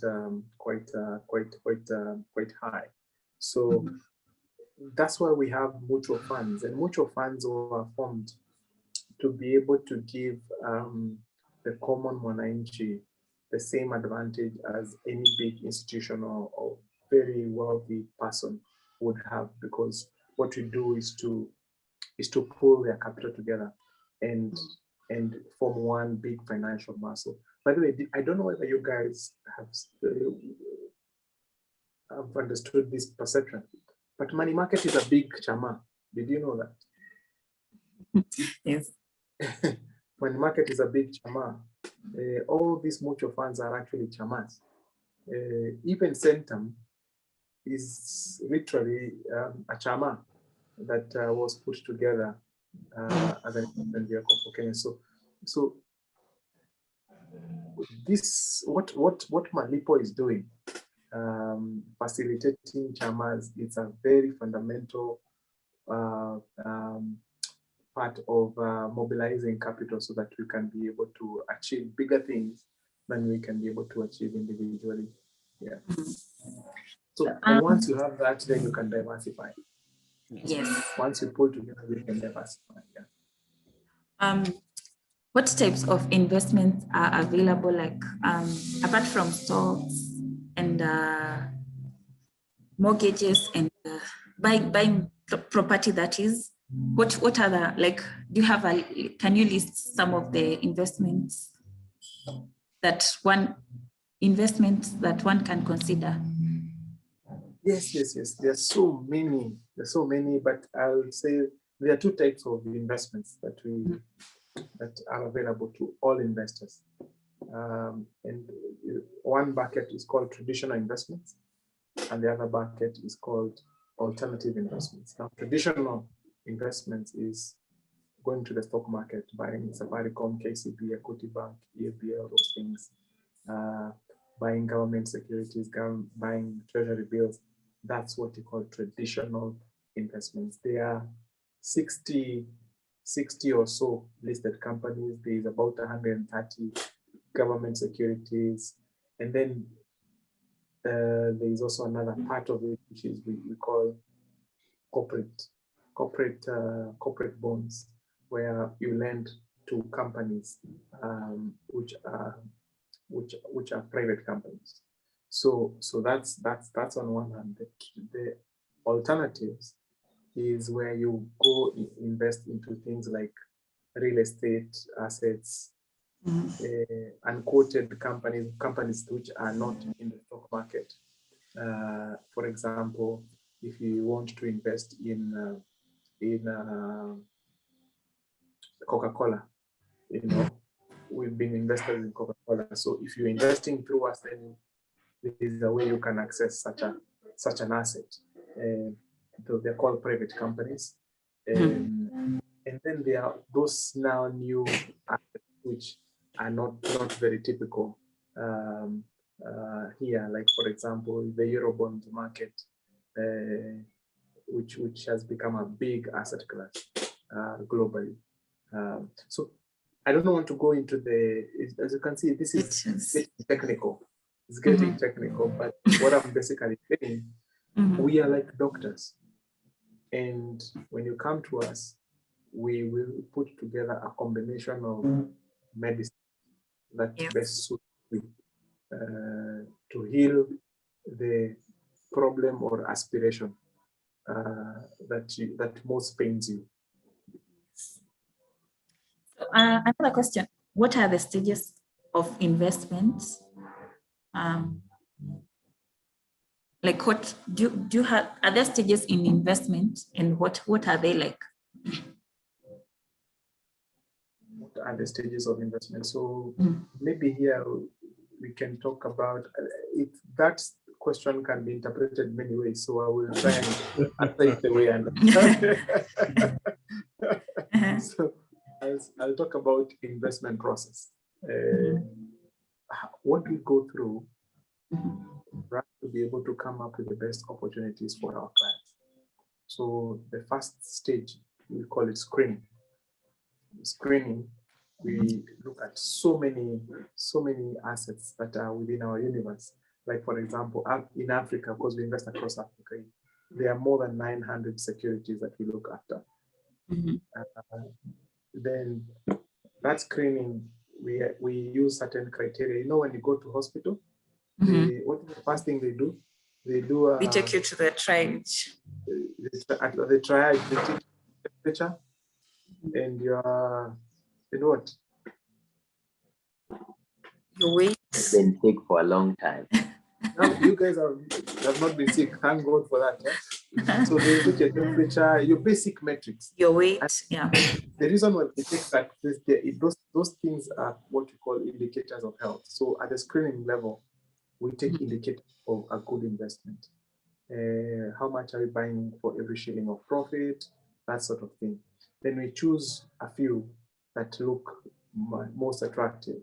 And then we take them through our research process, where somebody goes deep into the company, they do projections, and then they come up with a dossier document saying why this is a good or bad investment. And then that goes through a forum which we call deal or no deal. You watch Shark, you watch Shark, yes. Comes and says, okay guys, I'm bringing before this investment council this opportunity. I am convinced it's a good opportunity, but I need to convince you too. So they take us through the opportunity. We ask them a lot of questions. We probe a lot, and if we are all convinced, everybody gives it a rating. Say this is a good buy, or this is not a good buy, and then we put that together, and then we say, okay, we have agreed that this is a good opportunity, so it should go to what we call a watch list. A watch list is a place where it's like a waiting room, waiting for the right time to acquire that particular asset if it gets to a certain price. So we say, for example, Safaricom is a good investment, but we can only buy it at 35 shillings. So today is at 38, so we'll wait for it to be at 35. The day it hits 35, we are buying it. So that's what you call a watch list. Okay. Then from there, once we buy it, it goes into a portfolio. Now we start looking at it, monitoring it. We say this particular company or asset, when it gets to 50 shillings, we believe it will have achieved the full value. So then at that point, we sell it. So that's how we go through the process of creating value for our investors. I hope, again, I've answered. I'm so sorry, Yes. technical question, but I hope it makes sense. I've answered it. Yes, it does. Another question, do you make it possible for investors to access private equity opportunities? Yes, the power of coming together again. Remember, I was saying we are doing it for border. So we can do it for anyone. Yes. Okay. Then, okay, as one considers to invest in whatever opportunity that they get, whatever viable opportunity that is available to them, what risks should they consider? Like, of course, there are pros and the cons. What are the risks that one should consider when investing in anything? In anything? Yeah.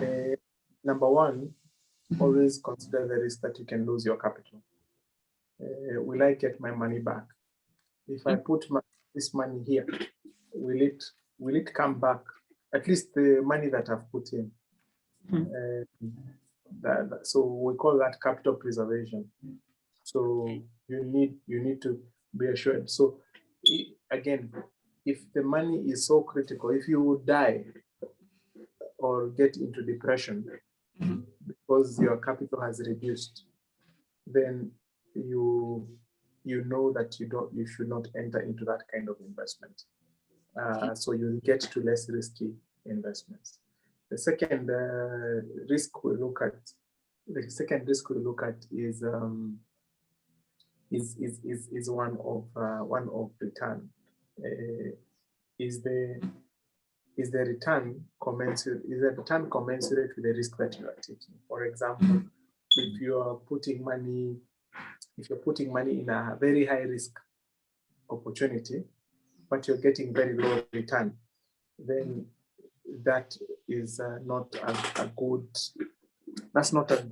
investment because it is not paying you according to the risk that you're taking. So this is what you call a proper risk-adjusted return. Then there's also liquidity. There's a liquidity risk. If I encounter an emergency and I need to get my money back, how quickly can I get my money back without losing part of it? That's what we call liquidity risk. And it is important. So you'll find, for example, money market has very low liquidity risk. You can get your money and any day within 24 hours, money is in your bank. If you put money in the stock market, especially those companies that don't trade a lot, then when you need your money, it may take some time for that money to come to you. And there's a possibility because you're exiting on an emergency basis, then somebody else, on the other hand, who will be buying from you will have a higher bargaining power, and therefore you could lose part of your capital. So that's liquidity risk. There are many others, like for currency risk. When you're investing outside the country, then you invest in other currencies other than your own currency. And there's a possibility that your currency, the currency you're investing in, could depreciate against your own currency. And that means though you make money, it could, the loss on the currency might outweigh your gain on that particular investment. So there are many, many risks that we look at, but those are just some of the ones that I can share here, which may sound familiar to the audience. Okay. So you're telling those guys who take their money like school fees and bet with it, not to try that.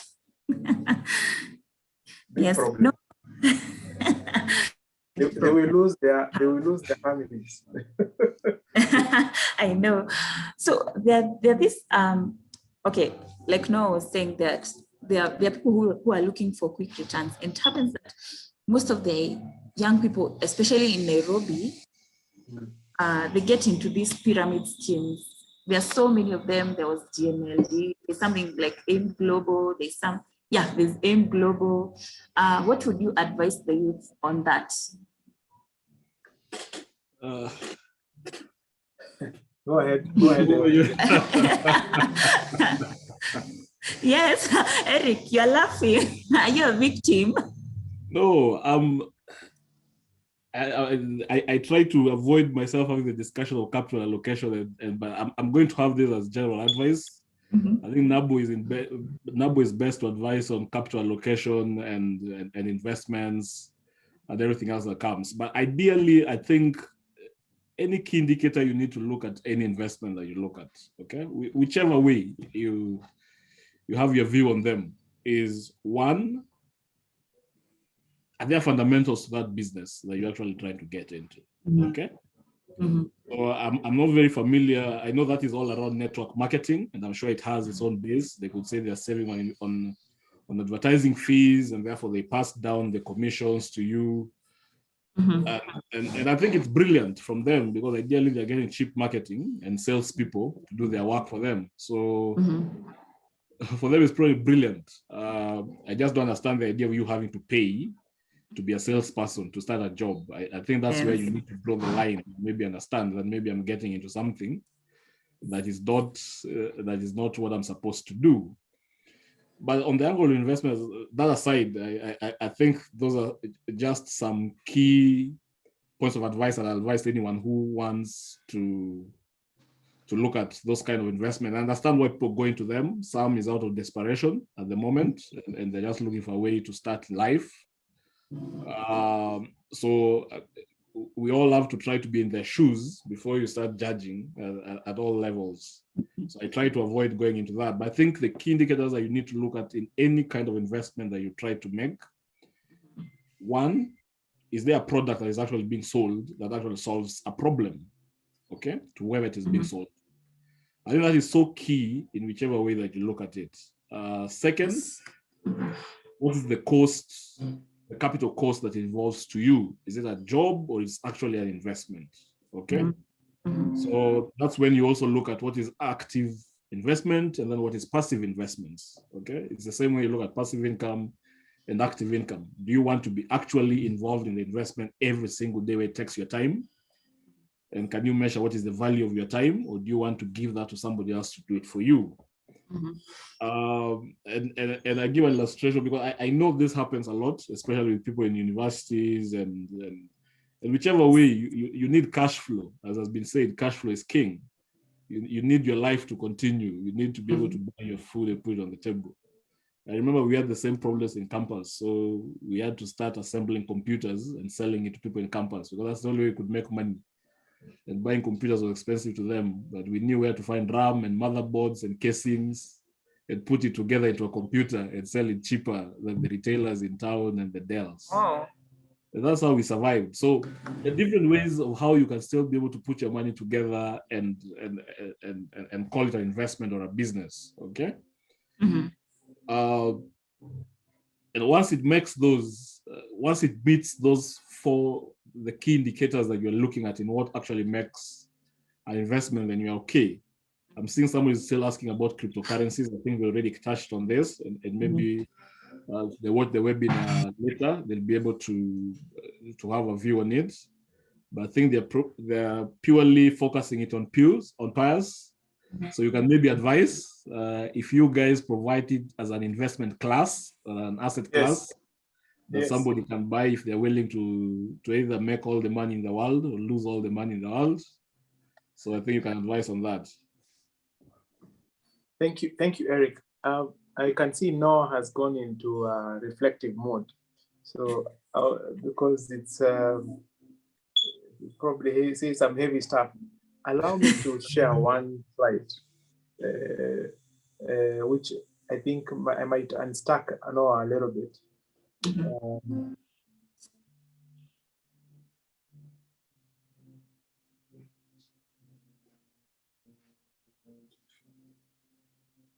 Okay, so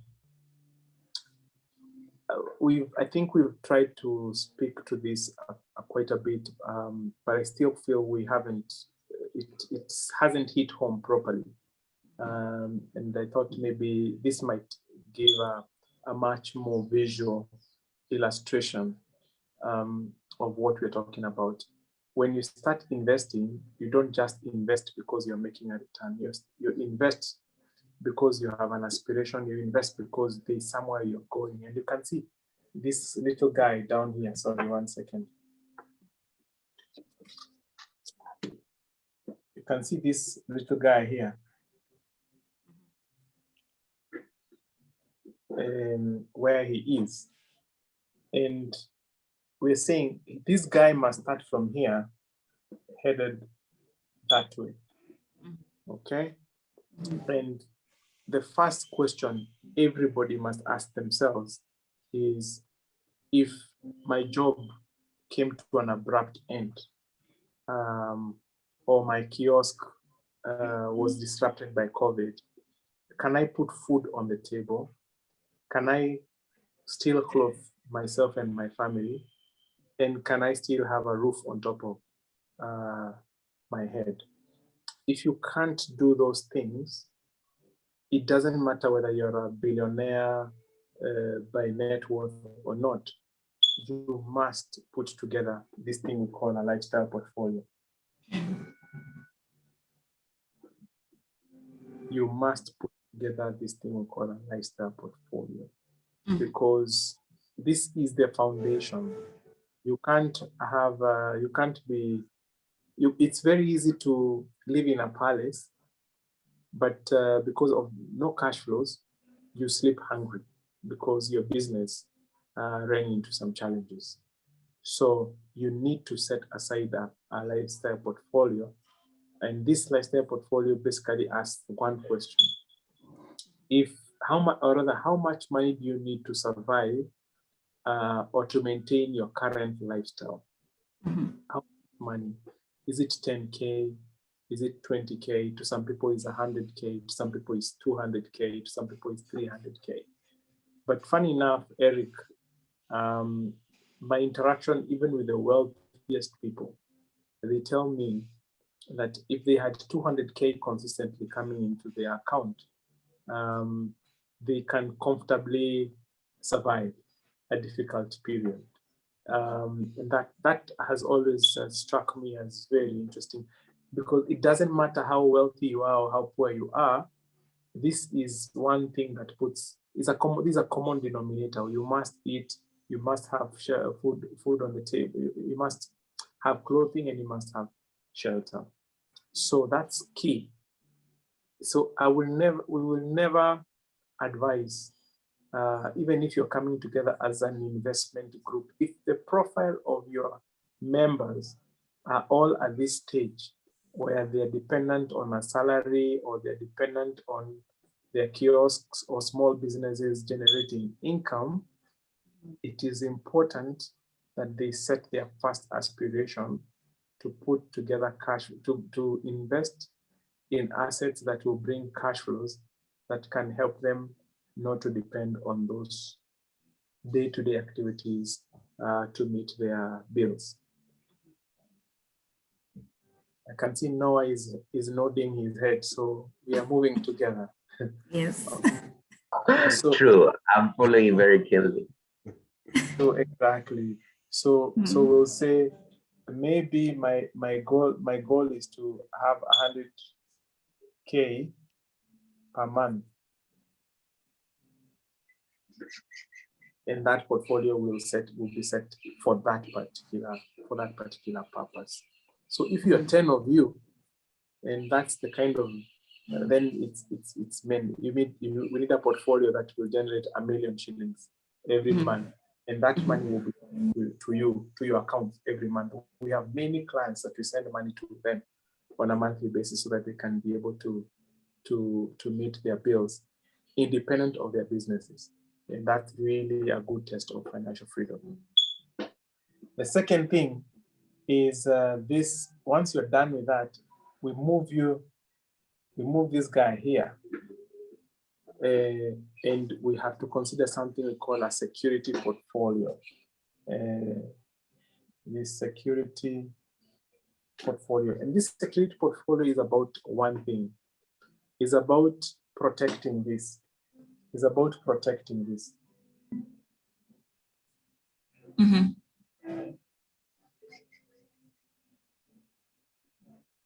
It has been proven that the number one cause for family bankruptcies in the US, at least where data is available, is medical bills.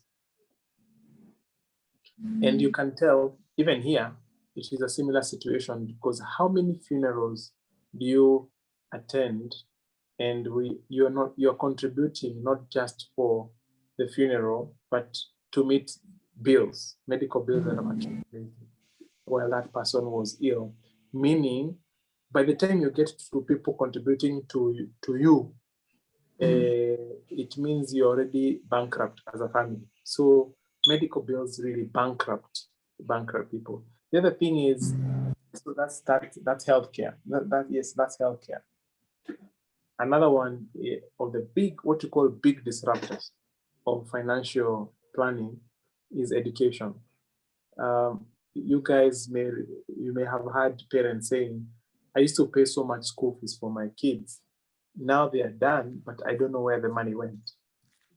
And it's really because they spent most of their time, most of their prime years, making the largest part of their cash flows was going towards paying education for their children. And now their earning power has diminished significantly. And that the only meaningful thing they've ever done in their lives is really to educate their children. So education is a very big disruptor, because Eric and I want to give our children the best education gift, but it's costing us a lot of money. I'm sure Maureen too. Yes. Yes. So education is big. So the other big disruptor is home ownership. Owning a home today in Nairobi will cost you, in a decent home, at least 10, 15 million shillings.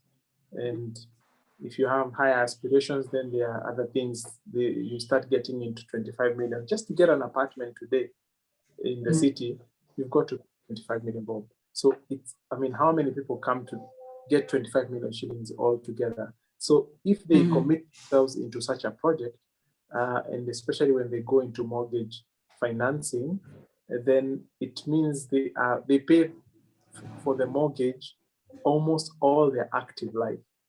And that completely throws the investment out of the window, because that becomes the most important thing that they do. So home ownership. So what we do here is we say, set up an education fund.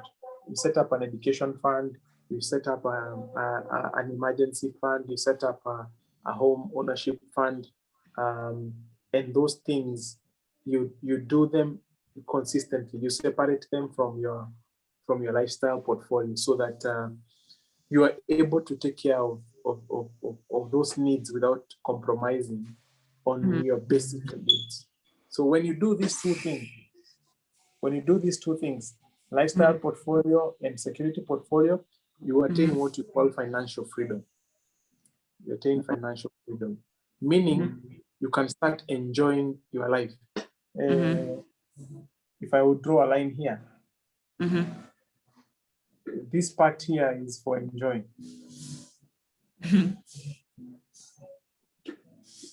It's about enjoying your life.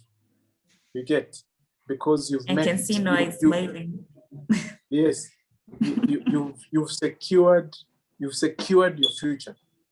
You get, you educate your kids. You can say comfortably, even at my age today, my kids will always go to school. I have a plan how a home is going to be secured. I have a plan of how, even if your insurance premium is exhausted, that there is still a plan B on how you can meet medical bills without necessarily having to call people for a harambe. So then from here, then you start getting into what you call aspirational portfolio. Mhm. And this aspirational portfolio is about two things. One, you start building what you call luxury assets. You start upgrading your life. You move from Eastlands, you go to more greeny, leafy suburbs. You move from driving your Toyota, you can now move to your sports Range Rover. You know, you move from just owning one home, you have a second home, a holiday home in Mombasa. You get it? It's about enjoying life. This is what I tell people. Life, you must enjoy it. Investment must help you enjoy life. If it's not, then there's a problem. It's about, joining that prestigious membership club, because you want to network more. You want to hang out with certain people who will give you, lucrative contracts. You want to hang out in certain neighborhoods. When you have a neighbors association meeting, you sit next to cabinet secretary who you can network, and they can tell you these are the opportunities. So that's key. And the other side of aspirational portfolio is philanthropy. You quickly realize that life is not just about you. You need to leave an impact in your society. And you want to do it in a very systematic way. So you want to do philanthropic activities that can help you can help you leave that impact. So maybe you want to, help children back in the rural areas. You every year, your portfolio, whatever it generates, you buy books, you add to the library back in your shags, and kids will benefit from that for many, many years to come. It's something that I find particularly very fulfilling. So once you've done that, then you start asking yourself, start thinking about legacy. No man is immortal. And you start asking yourself two questions. Number one, who will inherit me?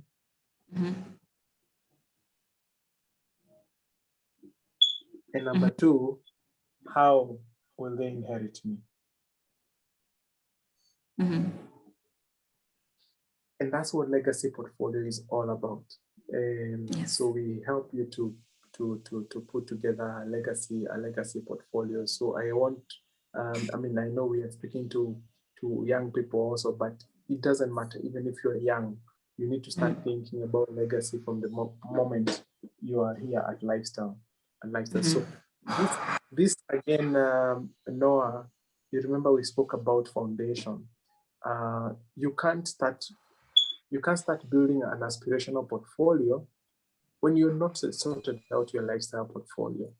You can't start building a legacy portfolio when your kids, their education is not secure. So this is what I was saying. You need to be systematic. You need to be strategic. You need to don't just invest because people are investing. So if you're saying, let's talk about cryptocurrency, which is the question that was being posed. So if you're dealing with a lifestyle portfolio and you're struggling with if you're at a stage where you need to build a lifestyle portfolio, it means you don't have a lot of money. You're in a time in your life where you have to tighten the economic belt. Then you don't have enough money to experiment on things that can come to zero. The value can come to zero and the value can multiply by 100%. So that's the kind of mentality, mindset that I want to bring into this conversation. I hope that makes sense. Yes, it does. Noah has learned a lot. Just been spending time. I'm already at legacy portfolio, and I'm thinking about lifestyle, okay? But incredible information right there, because we tend to merge all this, we just bundle it up, and we think it will Yes. happen magically, not understanding the steps and what it takes to achieve all this. So just breaking It's a it down, I think, process. yeah, it's a process. Thank you very much for breaking this down.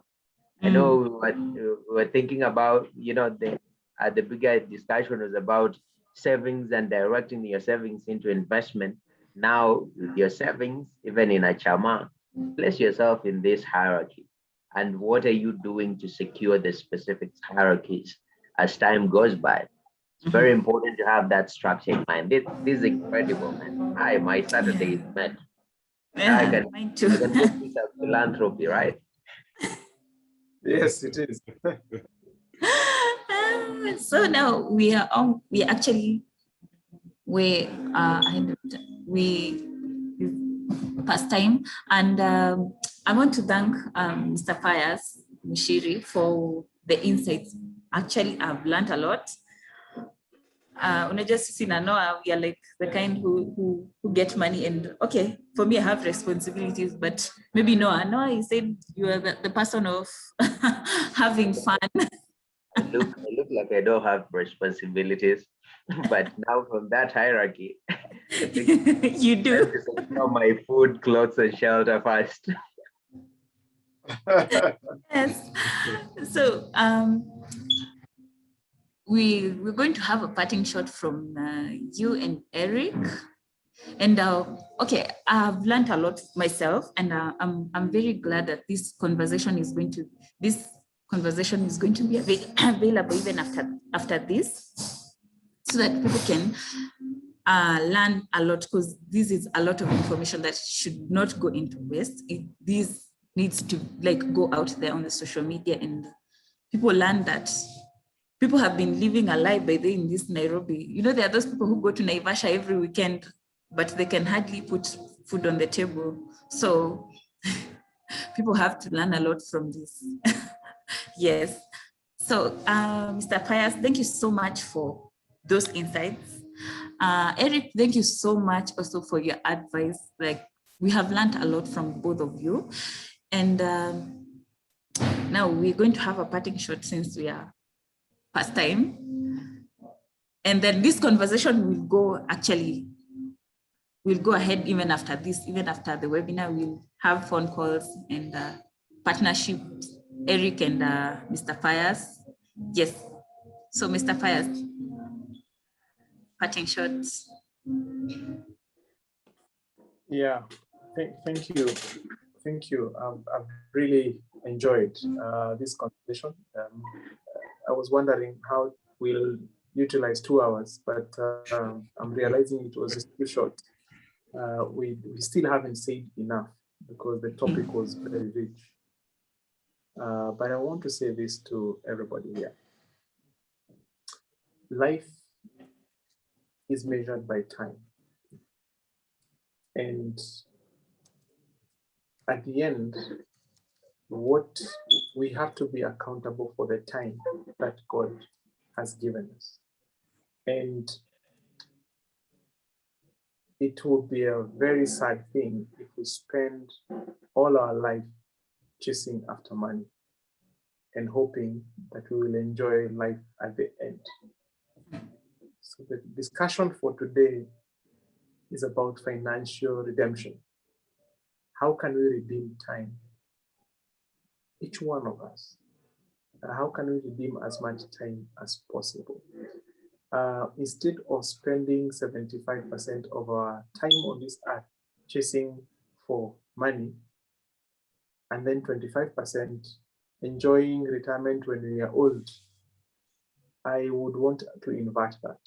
Spend 25% of your life chasing for money and spend 75% of your life enjoying life and doing what Warren Buffett said. I get to do what I like to do every single day of the year. I get to do what I like to do every single day of the year. And that is only possible if you invest with an aspiration, And that aspiration must be to put cash in your pocket so that you do not have to depend on your kiosk or on your job to pay for bills. Let investments work for you. Let money work for you. And you get to do what you like to do every single day of the year. That is my wish for all of you. And God bless all of you. Thank you. Thank you so much. God bless you too.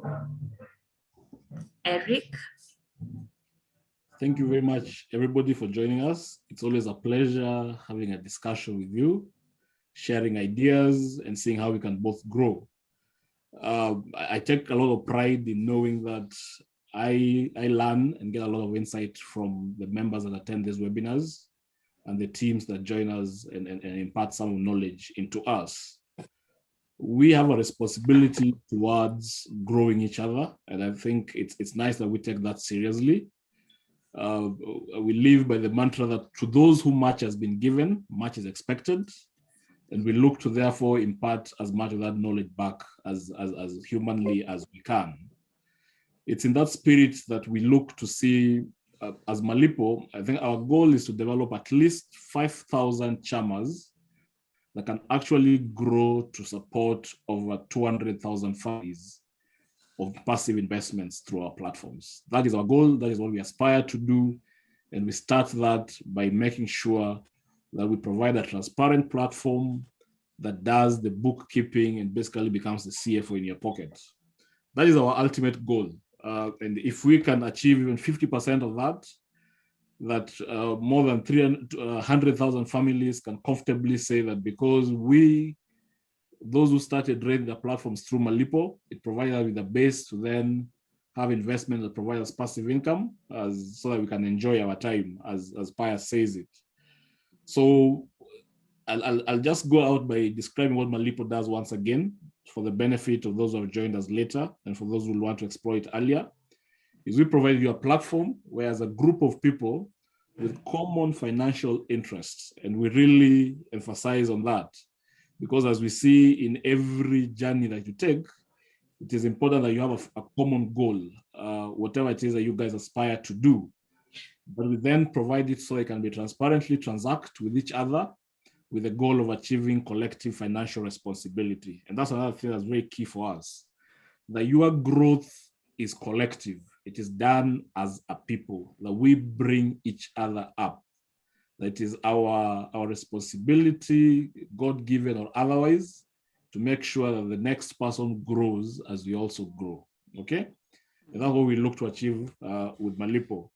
We've worked very hard to provide you the best systems we could actually build and go further to say the world-class technology to power your financial movement without a doubt, and to provide the interfaces that links you to all the best advisors in financial or investments or in leisure, because Malipo does not only look at investments. We believe enjoying life is important. And as a chairman, you talked of holidays. So Malipo has the experience as part of it, where we negotiate some of the biggest discounts for you in goods that you buy with some of the biggest furniture shops, in holidays, destinations that you want to go to, so that you can pay for those vouchers in time for some of the biggest supermarkets we have in the country, so that your monthly grocery is actually at a discount. So yes, it's more than just financial. We know you love to have fun. We want you to do that. We know you have immediate things that you have to take care of. We enable you to do that. So that's our goal. And thank you very much for joining us. I hope you've had a good weekend and we go ahead and play with further. Thank you. Noah. I'm blessed this weekend. I'm certainly blessed. In fact, I'll have to look for you guys for a different platform also. I'm glad this is happening. But also on my professional side, I need to look for you because we need to utilize all the platforms. What Edge you're doing together with Malipo, and the nuggets that you're bringing every weekend. Once every month, I think it's very important. But I've learned a lot. Thank you very much, Mr. Pius. Eric, kama kawaida, learning a lot from you, and thank you for the disclaimers. And naongea kama Eric, siongei kama Malipo. I love those disclaimers, yeah. But thank you very much. I think now is just all this information without any action about it, then it's just useless. So what do about it? And I think this is a personal challenge to now. Once we've logged off, think about it. Do you think about it? What do you do about it? So that the next time we have another session here, at least the information you gained in the previous session was of value to your life. Well, thank you very much, gentlemen. Thank you very much, Maureen, for having me. Have yourself a blessed weekend for all those listening in. God bless. Thank you so much. Wow. Thank you so much, everyone. I'm so excited that you're available. And for me, I have learned a lot, and I'm going to be thinking about it immediately after this. I'll be thinking about that. Have an awesome weekend, and may God bless you all. Noah, thank you so much for standing in for Laban. Laban had an emergency. He was not able to make it to the meeting. Thank you so much. Okay, have a great weekend, all of you. Thank you. Bye, everyone. Okay. Bye. Bye.